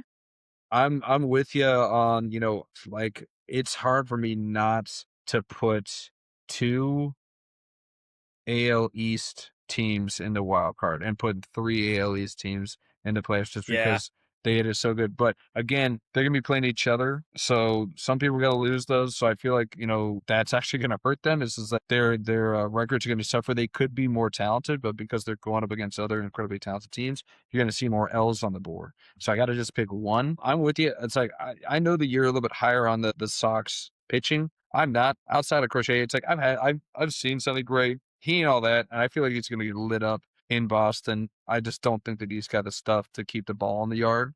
Bello, I don't think he's ready. I don't think he's going to be that good from an entire year. Early, I know he's the young guy, and Will Yeah. Billy's fawning all over him, but he's young, man. It's like I don't have anything to prove that this is something. And then Ranger, I guess Ranger could be good for them, but I'm not impressed with that pitching staff. So you got them flip flopped. I got Toronto in the wild card, not winning the Yeah, you division got because Yankees. again, as much as I knew it was going to freaking happen, because I had Dylan Cease on my freaking fantasy team last year, and he was a freaking nightmare for me. I was like, oh, of course he's going to go to Toronto, and he's going to be like the best pitcher in the world. He's And added like 2 new pitches apparently.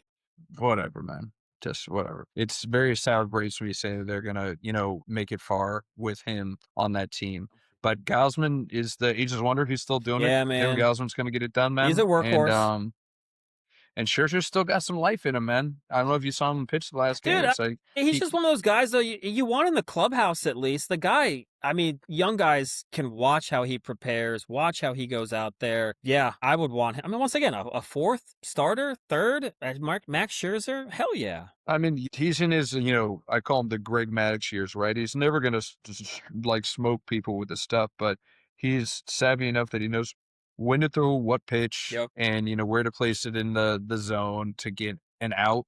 That I think that it'll be a huge force for them in there. And then on my last wild card team, this is where it got kind of hairy. I was like, oh man, where do I go here? But I hate to say it, but I think I got Houston going back. And I Okay. don't want to. Yeah. But yeah, I'm a huge fan of Hunter Brown. You know that. I I know. feel like, I think that you're going to see a lot of bounce backs from the vet bats on that team. Like, I'm betting on Christian Walker having a bounce back. Jordan's already raking. Yes. I mean, Alvarez, if he can stay healthy, that's going Yeah. to be the key there, right? Yep. And Jeremy Pena, when he comes back, I mean, that's a good hitting It is. shortstop on that team. Yep. So, and, you still got some people on that team from that world, champion team that knows how to win and what it takes to win. So Yeah. I just think they're going to make it back to the playoffs. Man, I wanted to put the A's in there just as a flyer, just the Oakland A's with all that young talent that they have. But their just too pitching young. is awful. It's bad. It's terrible. It also doesn't help that they're playing half their games in like a little league. I know. Ballpark. We talked about it before. I love it though. It just seems like it's I just know you do. you just go like drive down the road almost just like in like a neighborhood ballpark and just watch like a professional baseball team. Like how cool would that be? But I do before we move on, I do want to ask you like a question because we've been kind of talking about guys that only go 5 innings, aren't workhorses. Do you even not hot take city, but I mean, do you even want to call these guys like pitchers anymore, or are they just like throwers, hurlers? Like whatever happened to, you mentioned like Greg Maddux, Kevin Gausman or something. Like I always hear when I'm watching baseball, the announcers that were hitters, they'll always tell you the thing that I hated the most was when a pitcher would change my eye level and change speeds on me. I mean, God bless, I love you, Hunter Green, but you get hurt every year. Your kids are never going to probably know who he ever is because he's never going to play long enough. But God bless him, he just tries to throw it 100 miles an hour and hope that you foul it off or swing and miss and then throw like a slider. I don't even know what that is anymore, but gets hurt every year. It's cool to throw 100. I don't know. Might it be better for a team if you had guys that could actually just try to like throw to contact, actually just mix pitches? It seems like the sport this is a bigger topic I want to get into one day because I think some sports, you're just not able to play the way that you want to play. Like basketball, their style of play in the NBA, you can't do it. The guys are getting hurt. Something has to happen. Baseball, these guys can't throw 96-mile-an-hour sliders. Not just stop and say, you know what? We got to just throw 92-mile-an-hour sliders, 95-mile-an-hour fastballs, and locate and actually get 6 or 7 innings out of these guys. Maybe they strike out 7 or 8 instead of go for 12, but you get longer shelf life. These guys actually throw more rather than it seems like now you just let them throw less and less and less, and guys get more and more and more injuries. Something doesn't add up to me. I don't know how you feel about that, but that's like you said, they go 5 innings in 80 pitches and get taken out now. Well, we've seen the rise of the bullpen, right? Like in the Yeah. last 5 years, we've seen like people kind of recognizing, and I don't know if there was a singular moment in time, but and again, maybe this is it's not a maybe, it's an absolute. The way that I really kind of recognized it was when the Royals were making their run in the Yeah. World Series and they had a seventh, eighth, ninth Yep. guy, right? They're like, if we can just get him to the Yep. seventh, we've got our seventh inning guy, Herrera. We've got our eighth inning guy. Can't Yep. even remember what it was. Was I it can't, Davis at the point? Wade Davis. No, he was our he was closer. closer. Yeah, and then they had a guy, but they had a They guy named did. Holland. Was it Greg Holland? I can't Or remember. Holland But was the anyways, closer. Davis was the yes, eighth. and Davis was yes. Yeah. So they had their seventh, eighth, and ninth, and then you kind of saw people leak into that. It's like, hey, if we can just get to five, we got a strong reliever that we can put in the Yep. sixth, the seventh, the eighth, and ninth. I remember the And then Orioles with Buck Showalter. He only wanted 5 innings. He's like, if you can give me 5, I don't care, but give me 5 innings, and the bullpen will yeah, try to do the rest. Yeah. yeah. And then like even maybe it's not. I feel like it's been 5 years. Maybe it's a little bit longer. It's like the idea of having like a relief pitcher game where you actually start the game with I the relief hate pitcher. that. I hate that. And then the whole game is just long relief. It's like this guy does 2 innings and this guy does 3 innings and this guy does 2 innings. And it's like, but that has become a norm. Yeah. Like to give your pitchers an extra day of rest. It's like on the sixth day, we're just going to do, or the fifth day, we're just going to do a relief pitcher game. And that just throws it all out the window. Yeah. But it's because we've seen these bullpens get deeper and deeper that they feel less reliant. And again, you could say is that the trickle down effect of that is that these pitchers are like, I don't have to pitch as many innings and I Yeah. don't have to throw as many balls. So I'm going to crank it harder in the short time that I do have it, which is causing those additional injuries, Yeah. which is causing those like, mistakes, if you will. So yeah, I think that the management's decision to be less reliant on the starting pitchers, on having them lengthen a game, has maybe, to your point, had a little bit of a trickle out as to, what we've seen happening to these pitchers becoming less of, students of the game and Yeah. more of just hurl the sucker as fast as you can. I mean, 10 years ago, dude, Hunter Green wouldn't even be a starting pitcher. He would be a closer. He won. You're right. He'd be Yeah. Chapman. He would be a guy that would just throw heat for 1 inning, and that's Yeah. all he had to do, Yeah. and just blow by people, and that was it. But now they're like, let's see if we can get 4 or 5 innings out of him. To his detriment. I mean, like I said, the guy is going to be done by 30, and he's going to have like never completed a season, and it's just going to be I feel there's going to be way too many guys that are going to end up like He won't that. be able to lift his arm past here. I know. But he'll be like, hey, I used to be able to just throw 100 mile an hour for like 50 pitches in one game. Be like, that's cool, I guess. I don't know. I do not like that part of the game, though. The I bullpens, do not like that part. and I do get it now when you have the ghost runners, so you don't have to worry about taxing the bullpen as much. And those guys can throw hard, but no, I feel like your team would be better off if you just had guys that could go 6 or 7, and then that bullpen is just nice and fresh. I don't know. But we'll see. I mean, maybe it'll change, and maybe it'll come to Yeah. something where some of these pitchers are like, I'm not going to risk having to have Tommy John surgery like 20 times in my career. So I think I'm just going to take a few miles an hour off and just kind of locate and get through the innings, and, maybe just strike out like 7, maybe 8, get a lot of Yeah. ground. I don't know. It's not sexy. Yeah. And the kids want the Instagram, They want the strikeout. And Ks. yeah, they do. I don't blame them. Instant gratification. We're back at us after. I know. Well, you cut me out before my I my did. World I'm Series sorry. pick for the AL. No, that's fine. We'll get back to it because it goes back to pitching, man. I hate to say it, but I wrote this down. I'm not going to change it for you. I Okay. had Seattle going to the World Series too, my friend. I just like that team as a Yeah. whole. Pitching is incredible. I think they got one of the best closers in the game right now, don't they? Well, he hasn't started the year off very well. He is on my fantasy Okay, well, it's an team, early season. but it's an early And season. then again, that offense, leaves, nothing to chance, right? You've got power all throughout. You've got Rodriguez in there. You've got the big dumper. You got Josh Naylor, who has been crap and Yeah, so he is Julio has. Rodriguez. But both of those two are just horrendous starters. They They always are. They are. always have a crappy April, lukewarm May, and then they kick it off. I So know. I'm just biding my time for And you that got a one. Rosarena as well.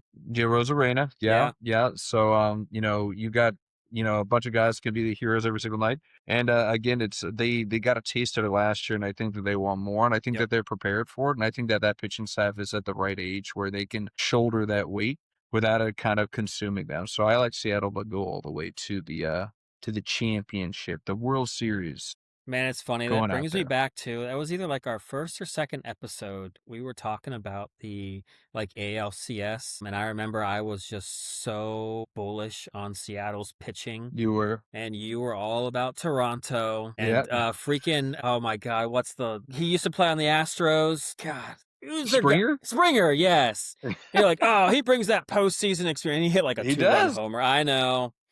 But yeah, it brings back those like flashbacks to like, we've been doing this for like Yeah. 6 months. I know, isn't that wild? Yeah, I Yeah, know. but yeah, I think that again, Seattle's got a little bit of that play of experience now, Yeah. and they can be a steady hand there. So I think that they can make that next step. Yeah, we both got Seattle making it to the World Series, man. Weird.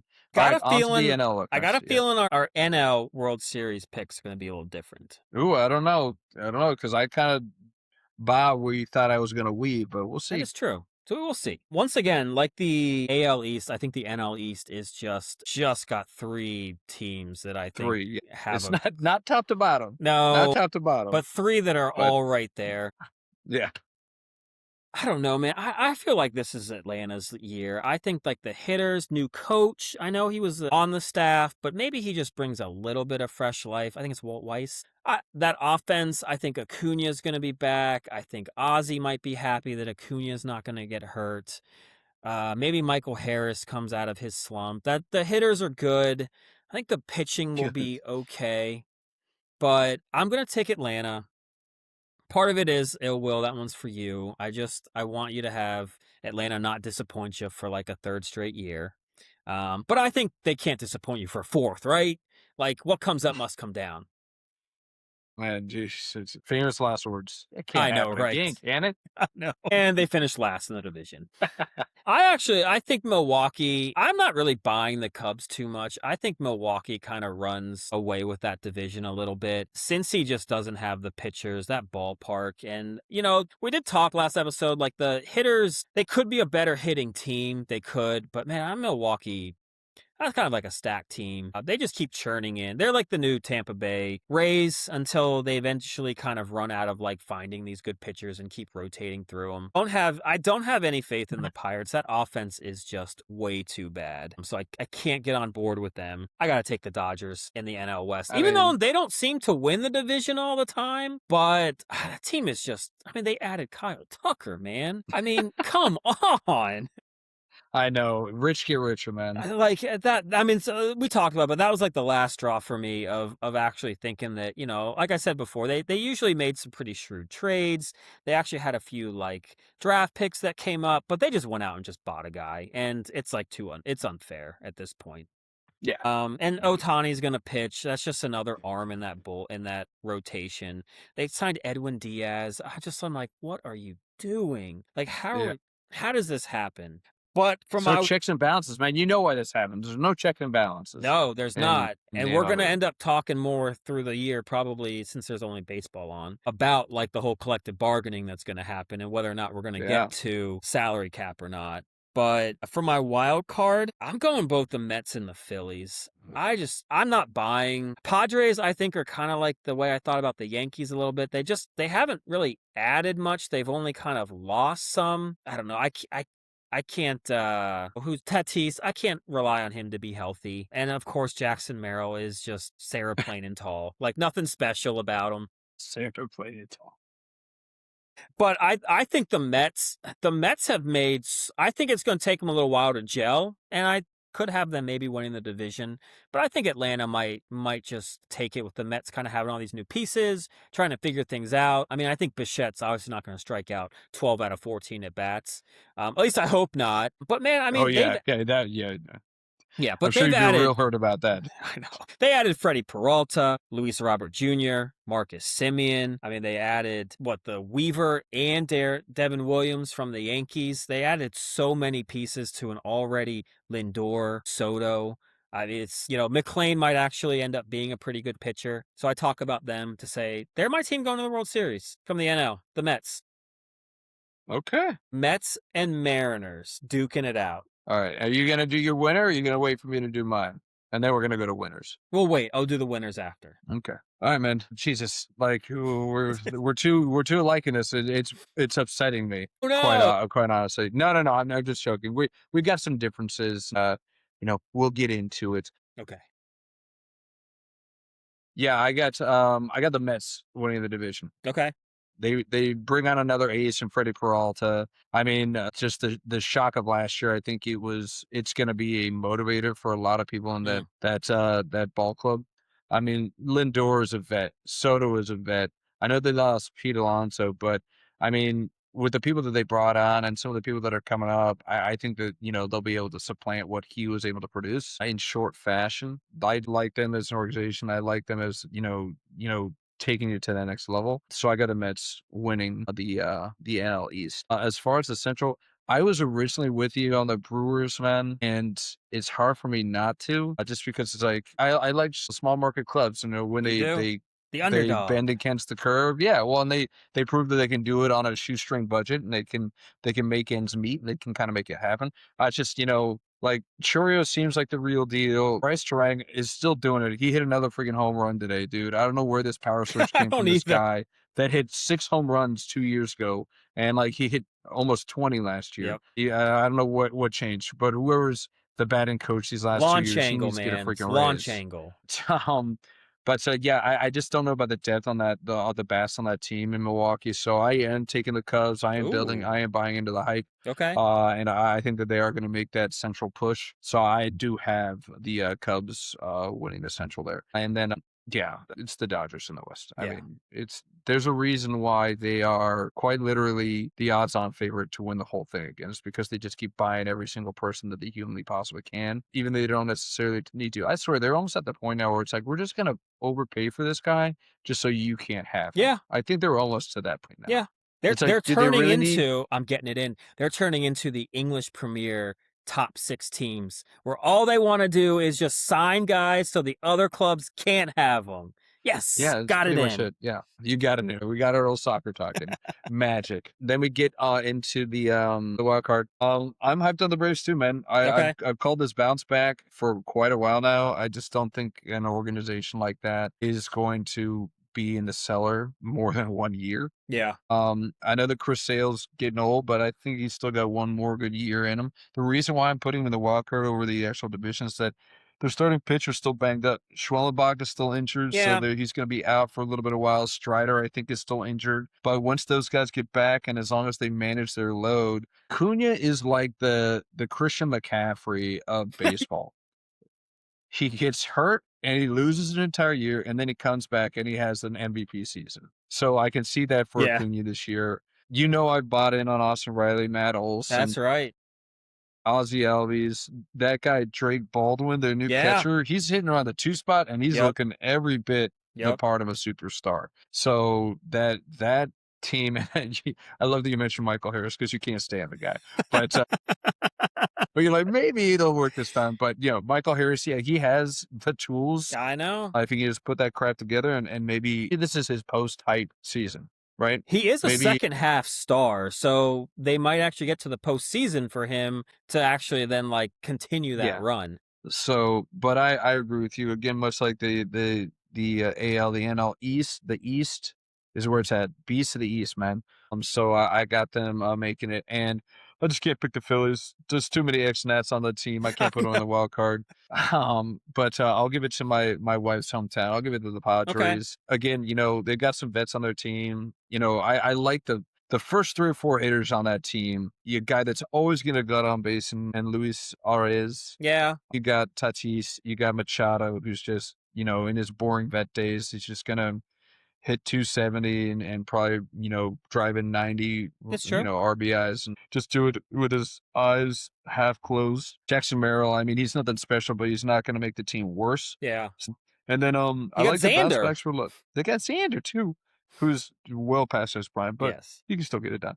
And I like I sleepily like their pitching. I got Pavetta. I think that he's a stalwart. He's going to get the job done. I think Michael King, if he can stay healthy, he Yeah. could be an ace. So I like him as well. And that bullpen yeah, I is don't know. really good. Yeah, Robert Suarez is very. I mean, is it Robert or is it? I get him and Robert Suarez is on the Braves. You got Jeremiah Estrada and Mason Miller in the bullpen. Okay. Yeah. So yeah. So yeah, they've got a great bullpen too. They can close out games. So I got the Padres making the playoffs, but that's about as far as I got them going. Yeah. Because much like you, I've got an AL East team making it to the World Series. But my friend, you picked the wrong AL East team. Okay. Because the Braves are going to make the World Series as a wild card. Okay. I like that. Will's really going to like that. I know. He's going to love it. This is going to be his favorite episode. Yep. I got the Braves and the Mariners facing off in the World Series. Okay.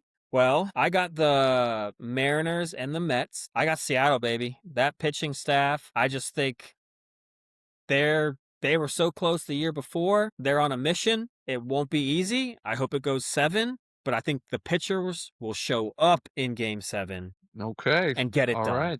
All right. So you got Seattle winning 7. Huh? Yes. All right, man. Well, I'm sorry to say, the Seattle, they'll get to the dance, but they're not going to win the whole thing. I got the Braves. Whoa! Winning the whole thing again. As much as I hate to admit it, there's the Bigo tingle. The hairs on the back of my neck are just tingling away. And for some reason, I just got the Braves getting it done. Again, I think Chris Sale, this is his swan song. It's got one more in him. And then I think, Strider will finally be back to what he was before his injuries. Or close to it. Closer to it. Close to it. Yeah. Reynaldo Lopez, he'll just do just enough just to get the outs. And yeah, like I said, I got Schwellenbach. I'm holding him on in my fantasy team because I think that he was looking like an ace near the end of that season too. So if they can get that pitching healthy, I think that they've got enough depth. And it's like, again, the only way the Braves are going to even make the World Series or the Mets are going to make the World Series is going through the Dodgers. So in my mind's eye, I had to think, who has the means to beat the Dodgers, and the Braves just came up every time.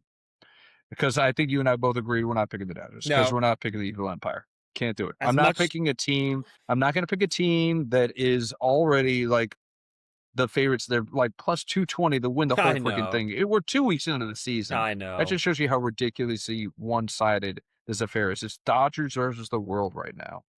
Yeah. And I'll be the world in that scenario every step of the way. I mean, it would be cool to see a team three-peat.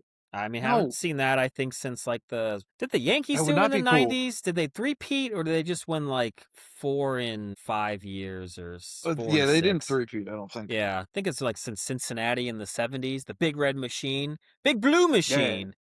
Big Blue. So, well, I like it. I like it. Unfortunately, though, I could see the Braves missing the playoffs, though. Of almost any of those picks, I'm like, that's the one that I'm kind of. It's a volatile pick because, again, much like we were talking about these divisions where you've got these powerhouses in there. It's like you got to beat your own division just to make the playoffs, and some other teams have an easier path. But it's trial by fire, and I feel like if they can make it and if they can get through that gauntlet, they're tested. They're tested and vested, right? And they're ready to go. So, yeah, that's why. And because, again, I just can't pick the Dodgers. No Dodgers. Yeah, I know. That's true. Can't have them in there. But, yeah, to your point, the Braves could very well just crash and burn, much like our next topic did not too long ago. Tiger Woods. Yes. Quite literally crashing and burning, my friend. Yep. Like, what's going on with this guy? Dude, this guy, he has one thing that he needs to sit down and really think about and realize, and I don't know what it's going to take. I would have thought the last accident that he got in could have been a potential rock bottom, but I guess the $1 billion you have kind of, and everyone still want you to be great doesn't help. But I don't know, but man, this guy, He's got a problem. Yeah, dude, he's gotta admit he's got a problem and that he's powerless against the thing because he won't ever defeat it. He can't ever defeat it. And look, I know he said all the right things, that he's gonna step away and do this and do that, but I still don't know if he takes it as seriously because, he was, what's her name? Is it Laura Trump that he was dating? Is that her name? Yeah. Yeah, You I know, think so. I Vanessa Vanessa, Trump. that's it, yeah. She was all worried about him and the situation, and, he's just I don't know if he was in shock, I don't know if he was still high on whatever he was taking, but he just was I guess the story was he just was kinda like, "Oh, it'll be okay, nothing to worry about."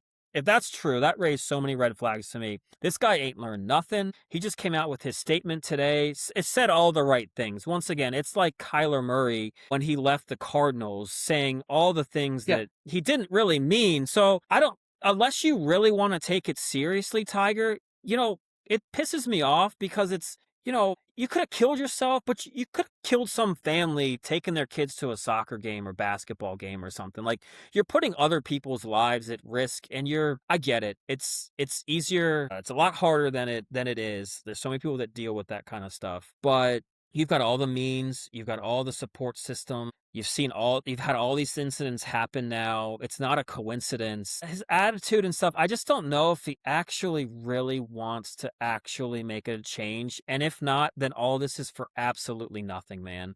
Like, he can say it all, he says the right things, but how many more times? Like, what else has to happen before you actually realize, like, you gotta be selfish and you actually gotta be like, I gotta take this as a priority. And if I can't do these golf events, if I can't do this or that because I'm afraid I might start taking something or drinking, whatever it is, then you got to prioritize that. So we'll see. I don't know. He might come back in 2 months and say he's healed, and I won't believe it, but we'll see. I mean, yeah, those statements mean absolutely jack diddly to me, man. I mean, they aren't even from him. They're from Yep. his handlers. They're like, okay, this is what we're gonna say. This is all we're gonna say, and this is gonna be our confirmed statement moving forward. I think you and I talked about this offline. I don't know if we brought it up on the podcast. If we did, it was like early on, because I'm trying to think the other time that we would have talked about Tiger Woods doing something stupid like this. But that accident that he had in Arizona where he flipped the car and he just mangled his leg. I remember discussing this, and I don't know if it was even with you or not, but I was like, how he walked away without them giving him a tox test for that one Yeah. is beyond me. It was a single car crash. I felt like I always thought that single car crashes always required a tox test if it was deemed Yeah. negligent or reckless. So the sheer fact that he didn't have to do that, again, it might have been bold of me. It's like, well, I got away with it last time and I Yep. completely destroyed my life. And to your point, it's like, there's not enough information for us to know exactly what he was on. I know he was convicted of it, but he refused a urine test, which, is, I think, a misdemeanor in itself Yep. as well. Refusing a urine test, that's almost admitting guilt right there when you're just like, no, Yeah. I don't want you to test my pee because I'm afraid you're going to see the horse tranquilizers that I'm on. Yes. Because I know, and this isn't giving them any kind of grace because, again, at this day and age, here we are acting like we're grandparents again. It has never been easier to get safely home under the influence. Like, if you're under the influence, and I know you're Tiger Woods, you're one of the richest athletes in the world. You tell me you can't get a freaking driver? Yeah. Like, I mean, you got drivers in your bag. Get a driver behind the wheel for you, man. I know that there's a level of independence. You're like, well, I can drive myself. I can do this, blah, blah. I was like, dude, you've got so much to lose. And for what? Like, something as stupid as this is just unacceptable at this level of, you know, fame that he has and the amount of money that he has. But even for the layman's, it's like, I would have killed for this 10 years ago, like, if, like, Uber was existent and Lyft was existent. I Yeah. was like, you know what, I'm just like, I know I'm kind of off my skis here, so I'm just gonna just hop in one, I'll get my car towed. But again, hindsight's 2020, I understand that. But again, with these situations, you always wonder, it's like, it's not the first time it's done, it's just the first time it's been caught. Yeah. Yeah. So you wonder, it's like, has he just been doing it so long that he's just like, well, it's like, yeah, I have no need to change because I haven't had any issues in the past, that you hope that this is going to be kind of a wake up call for him. But to your point, it's like, people that are this stature and have this much money, do they ever feel like they need to change? Like, maybe I'm cynical in that regard, but I'm just like, unless it really has a damaging effect to his brand or to his personal life. I don't see it, and he doesn't seem like one where if it damages his personal life with a lady friend, that's really gonna upset him because he's No. just gonna move on. So No. that's not gonna do it. So unless this literally hits somewhere it hurts, and that's in his bank account and his endorsements and his sponsorships, I don't know if he's ever gonna change. Yeah.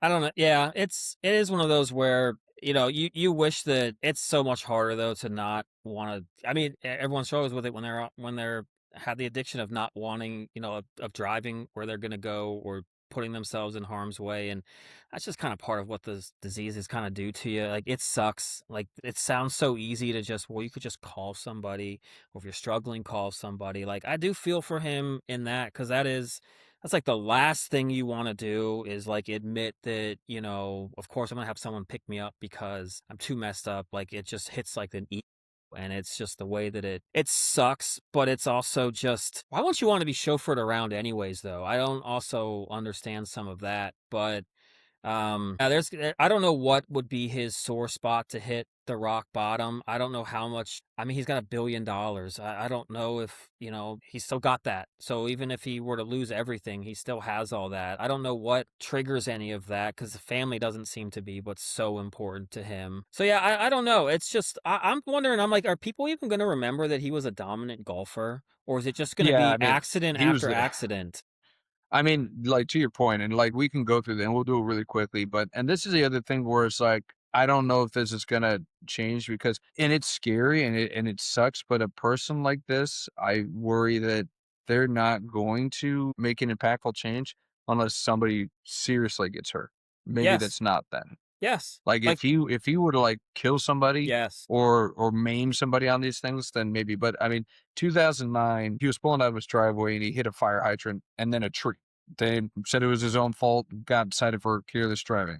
Again, the cops were like, "Hey, you're Tiger Woods." Exactly. Probably didn't even, like, Exactly. look into it. So he's like, "Ah, I'm Tiger Woods." He's 17, he pleaded guilty to reckless driving after he was arrested under suspicion of a DUI.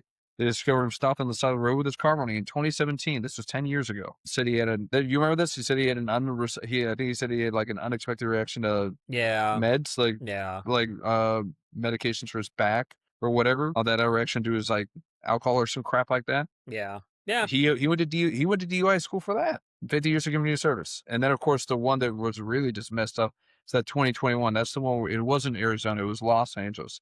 That's where he rolled his car and just shattered his leg. Yeah. And Claimed he again, was running late for a Golf Channel interview or something like that. yeah, but again, the sheriff from LA, Los Angeles County said this remains an accident. Accident's not a crime. They happen. But I'm sorry, but it's like you look past him as the athlete, look back at him as a potential addict, right? Yes. And you're like, okay, this guy's had multiple, he's had a DUI already. Like he's had multiple, single car accidents. It's like we can't just assume that this is an accident. And then, is this going to be any different? I personally feel like he's already getting preferential treatment. He You saw is. that he's being allowed Yeah. to leave the country. He's being enabled. He's being enabled by everyone in the media, by everyone in golf, by anyone that's probably close to him, family or friend wise. Like, no one's gonna tell him what he should hear. They're just gonna want to appease him and hope that he somehow figures it out on his own. And that just never works. Yeah, I mean, like, yeah, the judge approved, I think it was today or yesterday, that he can seek treatment outside of the USA because of privacy concerns. This is one of the most famous athletes in the world. You really think that he's going to be given any more privacy somewhere else? Yeah. Like, that's a total BS That reason for almost them to shouldn't allow to do matter. You this. should honestly just be put in with whatever drug addicts program that you're going to be put in. Like, you need to be put in something like that. You need to see, like, You got you're to be humbled. You yeah, need to be you humbled. do. Like, these high class, like, you're just gonna live it up in like a preferential treatment area. You're basically just gonna detox, and they're gonna cater to your needs. They're gonna tell you things you've probably heard a million times, and you're just gonna get out. And of course, you're gonna do some interview. You're gonna take part in some golfing stuff, and everyone's gonna say how much they're rooting for you and how much they think you've done such a good job. When Honestly, obviously, what you just listed out, it's a pattern of almost like 15, 20 years at this point. He hasn't learned anything, and golf would be smart. I know they never would because they need to Never make as will. much Yeah. money as possible, but they need to just simply say, Tiger, we can't deal with you. But he's going to be a Ryder Cup assistant captain or captain at some point soon. He's going to get everything back, and then but then like he might be good for a little while, but then he's going to think, I'm healed. I've beaten this thing. Like, I'm Tiger freaking Woods. And then he's going to start like using and doing something again. And it's going to be the same thing. It's going to be, remember when I told you about Anthony Kiedis from Red Hot Chili Peppers? Yeah. This is going to be the same thing. Like, he's just going to think it's all going to be fine and he's good. And then go right back down that rabbit hole again. Yeah. I mean, this guy obviously has an addictive personality. It's like, we haven't even talked about the whole like sex addiction that he had, That's where just true. like, sleeping with waitresses Yeah. in like Jupiter, Florida. From like Waffle Like, House. yeah, yikes. Yeah. No offense. No offense to Waffle House waitresses. I'm sure you're all absolutely gorgeous. Gorgeous. But yeah, I mean, it's a it's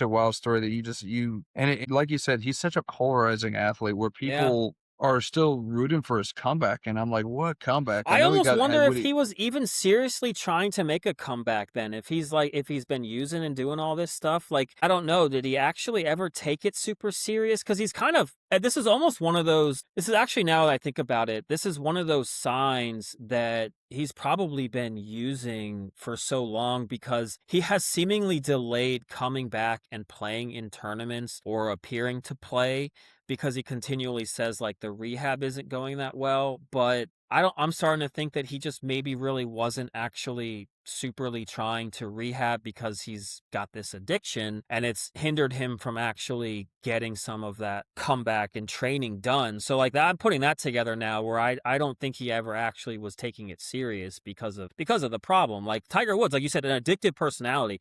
I mean, the guy was winning major after major and decided to do Navy SEAL training because he just wanted to be better. So if he really wanted to make a comeback, I think he would have come back by now if he was yeah. really seriously trying to do it. Yeah. Yeah. I think the ship sailed on that. Now the guy just needs to get his life right, Yeah. right? Plus, he's 50. I mean, he doesn't really need to come back anymore. And plus, he's got Right. the Tiger Woods Golf League. That's right. Yeah. That video game show that he has, or whatever the crap it is, but everybody seems to be gaga for. But yeah, no, I mean, and that's the other thing. It's like he has everything, man. It's like, and I'm not, because addiction affects everybody in every walk of life, so I can appreciate that. But it always just baffles my mind when it's like, it seems like you have everything at your disposal and you still do something as crazy as this, man. But I addiction, will. Yeah. I go will ahead. say, from Yeah. like a personal standpoint, like that's the one thing that when you've got so much to lose, that's what kind of baffles me. You know, like I went through all my stuff. I didn't have but so much to lose, honestly. I mean, I didn't have family. I mean, Hey, just be honest. Like I didn't yeah. have this. I didn't have this. Relatively speaking, right? Yeah, Yeah. I you're didn't not have like, a yeah, amazing job where I was making like hundreds of millions of dollars. I didn't have people that right. adored me. I didn't, I mean, I did have a lot, but compared to that, it's just, how do you not sit there? But that's the power of the addiction, though, is all that will get thrown right out the window, and that's what makes it so difficult. But man, it's kind of one of those, like, I mean, I've worked hard to get where I am now, and my Yes, you beautiful have, yeah. wife, and I'm like, I am scared to death because I don't want to lose that and start over again. And it's like, that's where I struggle with some people like Tiger in this instance. I kind of sound like being kind of hard on him because I've been through it, but it's just, you've got so much to lose, and it's why, like, I Yeah. can't get over, man. Well, and again, you kind of spoke to it previously too. It's because he's never had to deal with the repercussions, right? It's like he didn't lose his $100 million. People keep giving him second chances, third chances, because Yeah. he's Tiger, and they love greatness. We talked about this in the last podcast with like Barkley and Kobe and Yeah. Jordan. It's like people are going to look past these character flaws because these people were great athletes. They just do, and they enable them, and they're like, oh well, he's had his demons, but we still think that he could do something, when it's everyone's addiction to the almighty dollar. It's like, this guy's Mm-hmm. gonna make us money, Yep. so let's keep him on the good and narrow until he finally kills himself. Because I mean, Jesus, what else is, man? If they keep enabling like this, I mean, it's gonna be a dark turn sooner rather than later. And this is the one time Vigo does not want to be right. Yeah, I don't want you to be right either. But addiction rears its head in multiple different areas: sex addiction, drugs, alcohol, Kit Kats. Do we want to talk about the Kit Kat, the Kit Kat story that you brought up? Let's lighten the mood a little bit here. Yeah, let's do it. So, this has become pretty big news, but apparently there's a story out that's you kind of brought this to me. Do you want to bring this up, or do you want me to kind of leave? No, go This ahead. is in Poland. I think you have it up. I don't So have the yeah, story up. this is in Europe. So apparently there were thieves that have stolen 12 tons of Kit Kat bars. So a shipment containing more than 12 tons of Kit Kat bars disappeared after thieves stole a truck carrying about 413,793 units. And now Nestle, the owners, asking for help to track it down. Of course they According to Kit Kat, the truck left central Italy and it was heading towards Poland when it disappeared during the week of March 23rd. The company says the vehicle was moving between production and distribution sites. Both the truck and its cargo are still missing, and investigations continue with local authorities. I've never wanted Kit Kats so much that I stole an entire. Where are they selling these? That Kit Kat bars. Yeah, I have no idea. It weighs 12 tons. That's a lot of Kit Kats. Where are you gonna keep all that stuff? I mean, it might melt. You gotta keep it in like a cool area. I don't know. I couldn't help but think, I'm like, the guy that's like the truck driver is like, honey, I got the greatest gig. I just get to transport candy bars. You'd think he's a freaking got the money, like the money trunks or whatever, like the Brinks. Like you would think he's like driving Brinks. Like now you got to be on patrol for chocolate thieves. Gotta wear a bulletproof vest, the whole nine. Absolutely. I was kind of like, but you chose Kit Kats? I could have chosen a lot better candies to have. Well, I mean, the Kit Kats, they're good. Don't sleep on Kit Kats. But yeah, I don't even know if they'd be in my top, 5 candy bars? No. I don't know if they put them in my top 5. I mean, at 12 tons, it's like, either you really do have an addiction or like, again, what's the end game here? Are you go door to door and be like, hey, sir or madam, it's like my youth baseball team is trying to buy new uniforms and we're selling Kit Kats door to door. How many distributors are going to have to try and sell over, 400,000 to Kit Kats? Like how are you going to redistribute this? I don't understand what the end game is here. That's what I want to know, though. Are they hitting like other candies? Are they hitting something else like sodas? Yeah, should Reese's be on the lookout here? Apparently no one wants the Reese's because they're not using the real chocolate or peanut butter Oh anymore. my goodness, this is I mean, blasphemous here. But seriously, the people that like do this, are they just going to go to every convenience store and every bodega and just be like, hey, you're kind of low on Kit Kats. Hey, I got what you need right here. How many you need? 200, 300 Kit Kats? I got you. Do they have a distribution network to give away all these Kit Kats? Are the police that are going to like try to go after this, are they going to be going to those bodegas and be like, let me see your shipment of Kit Kats. Let me see how much you paid for this. Let me see that invoice. Yes, absolutely. Man, I don't know. I was like, I would have chosen some Crunch bars over that. You know what I would have chosen that's underrated? They're not chocolate bars, but they're candy. Bottle caps. I love bottle caps. They are so stinking good. They are just the weirdest things. They have different textures for every flavor.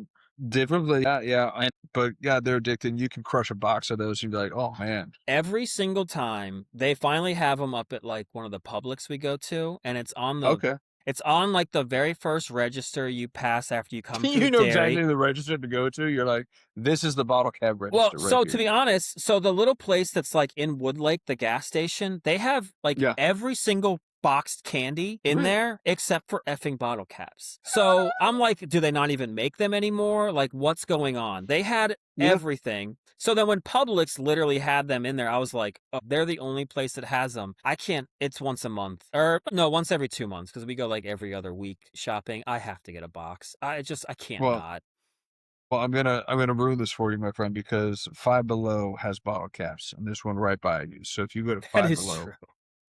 We know bottle we caps. went in the other day because you gave me a good little nugget about the Alani news that were in there. Yes, But they yes. didn't have the lime flavor in there. Oh no, God forbid. The lime slush. That one's I hope that stays. It is good. 5 out of So 5. yeah, 5 out of 5 out of 5 5 Semcos, yes. on the Semcos. 5 out of 5 J Bears. J Bears, yes. I give it. I give it 10 step stools. 10 step stools. I do think, well, I did see that Jimbo changed his team name. So Oh, did Dwight he? has now taken over, though, with DJ Stepstool as his team He name. has. Yeah. He has. I couldn't be happier, by the way, for that. But no, but yeah, like Kit Kats, that's a weird haul. You got to feel like that's an inside job. You almost want to say that this is like a Kit Kat. I mean, they've been on the news nonstop. Did Kit Kat do this on purpose? Did they just lose their truck just to get this kind of, what do they call it? Man, it's a specific type of PR. Yeah. Crisis PR. You Yeah. get like the crisis. This was just a crisis PR stunt. I mean, like they've already come out and said, no, this isn't a stunt. It's not an April Fool's joke. But they say that, but then they're like, they've also created a stolen Kit Kat tracker that lets you check if your Kit Kat was one of the ones that was stolen. Are you serious? I'm serious. Like you can scan. So now people are gonna buy their Kit Kats and they're gonna scan the barcode. They're gonna download this app. Like it sounds Yeah. just It does sound a or little made up. But that is or true. They do have that. I'm telling you, man, those barcodes that are on things, the amount of information on them that actually is going to really hurt the thieves yeah. because Like, oh crap. that's going to be like, where'd you get this from? The Italians are like, oh no, we did not think about the barcodes. No, that's French. I got to work on my Italian. But you're right. That leads to more the door to door. Would you like to help support? Yeah. Get the trench coat out. You're like, yeah, how many Kit Kats you want right here? It's like being stereotypical. I'm just thinking of like Tony Soprano and like his goons. Like they're just like knocking at every door. Like, you want to help my kid's team out or what? Like, I'm just thinking, like, are they just like, are they just hanging out at like movie theaters, like before they hit the concession stand? Like, hey, here, come here. Man, they're gonna charge you like $10 for that Kit Kat. I'll give it to you for like $2, right? I'll give you 3 for $2 right here. Come get these Kit Kats. I mean, you hear Like they're about, just trying to yeah, burn those Kit Kats. It's just like money laundering, right? You got to yep, wash them. They got to yep. wash that money. Can they give Kit Kats to strippers instead of dollar bills? Like, yeah, Kit Kats. It's like, break me off a piece. Break me off a piece. After all that effort, though, it's like, you know what? You might as well just try to, like, I don't know, do what the jewel thieves or the art thieves did, you know, at the Louvre or whatever. Like, just go after a big piece of painting and sell that thing and make all your Yeah. dough instead of having to sell 400,000 Kit Kats at $2 a piece. That's a grind, Imagine like man. you're sitting on it and like the police are ready. They're like, get rid of the evidence. You're like, I don't want to eat any Kit Kats. I can't eat anymore. And you try to flush them. Just like, looks like a war zone. And you're, oh my God, this guy's got explosive diarrhea. Look at this. It's just nothing but chocolate in the toilets. Dude, a Kit Kat challenge would be... Oh. I don't know if I want to do a chocolate challenge. I think, yeah, chocolate challenge would be worse. But as chocolates go, I think Kit Kat would be okay because I think what is it, the wafer? Yeah. It's light. It'll breathe it through. It's like something heavy. Like if you're doing just like straight like Hershey bars, that would be brutal. I wouldn't even want to do like a Milky Way or something with all those ingredients in there. Caramel? That's thick. Yeah. Mm-hmm. All right. So you mentioned bottle caps, and I could go runts or gobstoppers. Talk about discontinued candies. I haven't seen a gobstopper on a shelf in probably 10 years. I think at the little local gas station, there's some gobstoppers. Okay, well, I'm going there the minute I get home. Right? I'm going to drop the family off at the house. It's closed. They close at like 8. Ah. Yeah, okay. I know. It's rough. Yeah. I'm just going to leave the Outer Banks right now to go to your little bodega right in Woodlake. I forgot you're the Outer Banks. That's right. It's like, honey, where are you going? It's 11 o'clock at night. Don't worry about it. Come back with like 5 boxes of gobstoppers. Well, I mean, got to get it while you got to get it. Yeah. I was always a fan. But if you had to pick... Go ahead. You have to, no, go ahead. Yeah, what are you a fan of? I was going to say, one of my, probably very, very hard to find, but one of my favorite, I'm actually a fan of Dots as well. Okay. But the tropical. Is that the gummies? Yeah. Tropical Dots. Tropical Dots. Or when they do the Christmas, they do like the red and green, whatever flavors those are, but they're just like the Christmassy ones. Those Dots are Dots are sleepers. The original aren't great because they got like 3 of the 5 flavors aren't the best, but you get into the other ones. Okay. All right. I'm not like, I don't know. This is just very chewy for my They taste. are. They definitely Yeah. are. And if you got to be careful you don't get an outdated batch where they're like hard as a Oof, rock. hard. Yeah. Yeah. Like it, like maybe I was triggered because the last time I had dots, I think it was in my kids' like Halloween stash, and they wanted nothing to do with it. And I was like, sure, I'll. Yeah. But they'd probably been sitting out for God knows how long in the cold and just hard as rocks. Yikes. Let me ask you this, and this is a weird tangent here because we're talking about candy. I But am a fan of the banana Laffy Taffy, yes. yes, banana's the jam. Oh, I love okay. banana. Okay. Yes, Oh, yes. wow, look at that. We agree on that. Runts, my favorite runs is the banana. Yeah. Love the banana. The heart Yeah, is good absolutely. too, but yeah, the banana's the best. I love that you call it a heart. It's a strawberry, you dumb. It's not just the shape of a heart. It's supposed to be a flavor. It looks strawberry. like a heart. It does kind of look like a heart, yeah.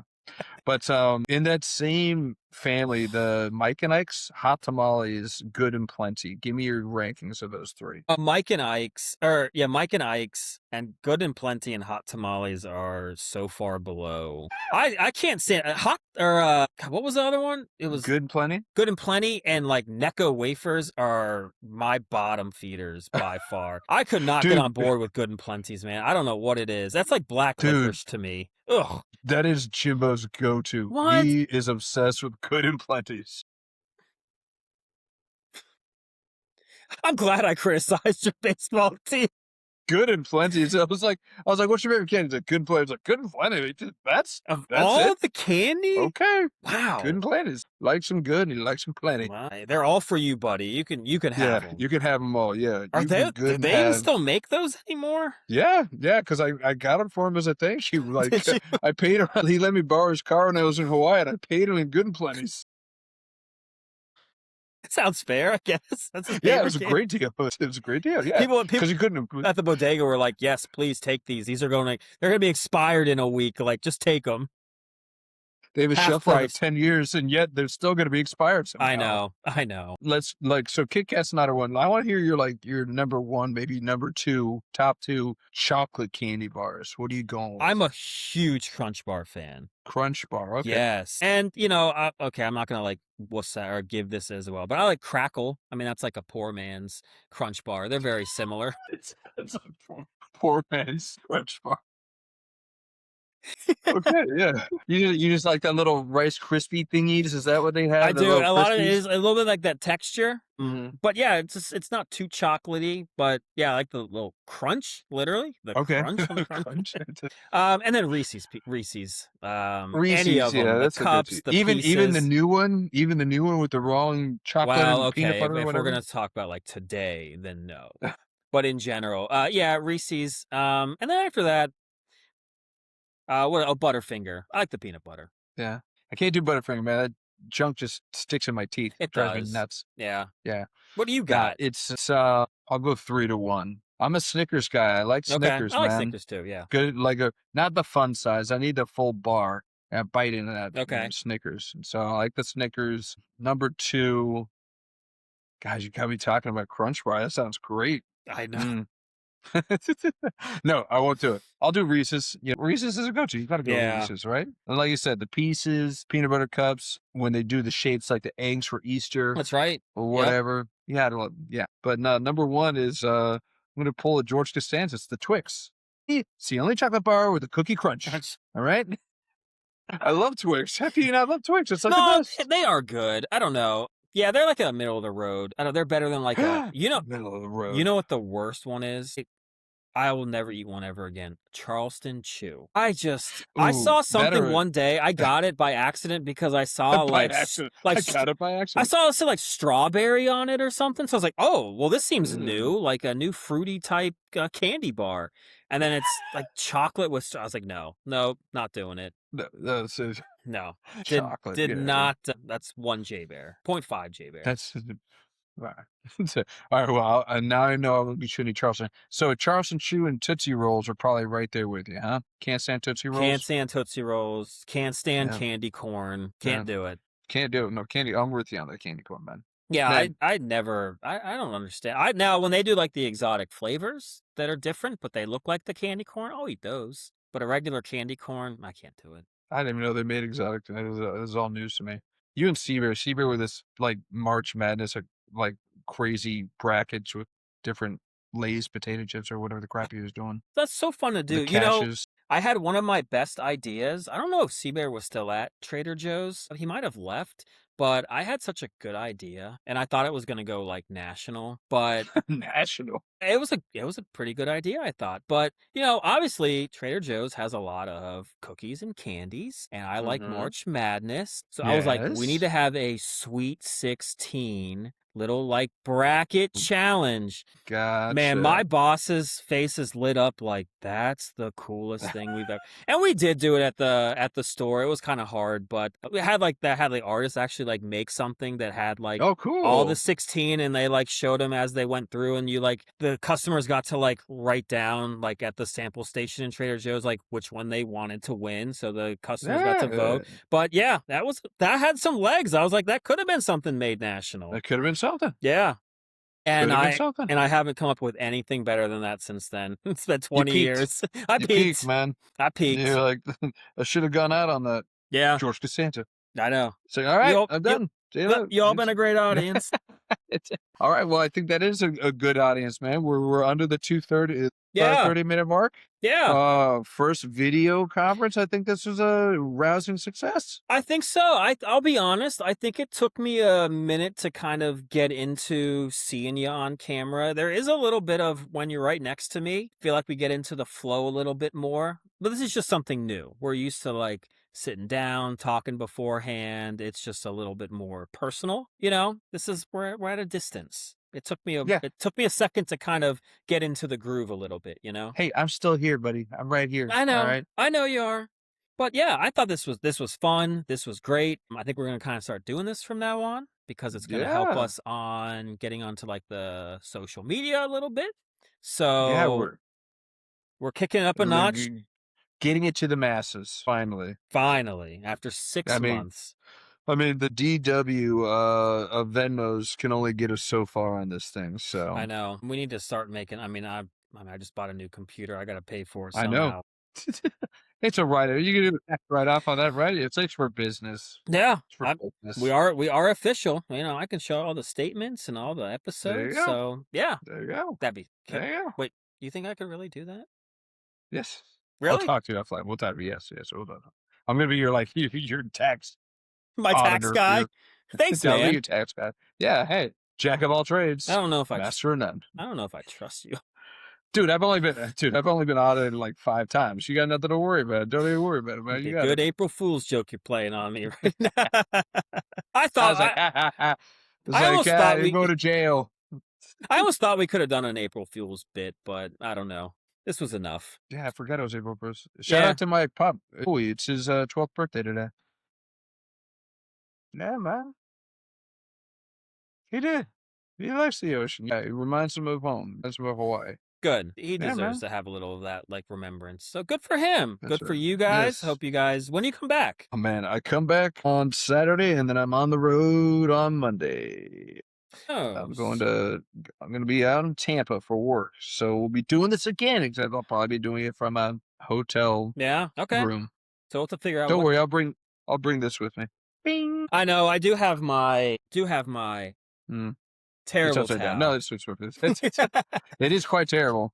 It doesn't have the, as Chris Hunter would say, the stains that it should have on it. They haven't given you anything stain worthy in a couple years, so yeah, it's probably super soft and not crusty at all. I know it's lost its luster. We'll wrap it, man. We'll get back to hopefully our regularly scheduled programming next week. Yep. Are we doing this? Are we going to be back on our Monday schedule, Semco? We should. Yeah, this work thing, it might be like once a quarter at the most. So if that. So I apologize to everyone out there. Can't believe that Will Whitaker was asking, almost demanding for an episode. The guy came out of the woodwork. We were like, "You're still listening? Okay." Yeah, he's on episode 19. I was like, man, got up. Good for him. He does like this. All right. You like me. You like me. That didn't. Well, yeah, and thanks to everybody that's listening out there. Now you're viewing at the same time. So next, we will get on Smell-O-Vision. You can smell us. We'll find a way for you to taste Senko. I'll work on that. I'll figure out how to make that work. And we'll get all 5 senses. We'll get them all in there for you. That's what the people want. Right, every last sentence. Yeah. Just engulfing all senses. But Sam, you got anything else? You gonna send us on our way, man? No, let's do it. That's another episode of the Undrafted and Overconfident podcast. Thanks for hanging with us. We're two friends who've been arguing about sports for 20 years and still can't agree on anything. Hit the follow button, drop a rating, and follow us on Instagram at Undrafted and Overconfident. I promise there'll actually be some content on there probably by tomorrow. Let's go. Fingers crossed. And we'll see you next week. Different takes, same nonsense. Thanks, y'all. Peace.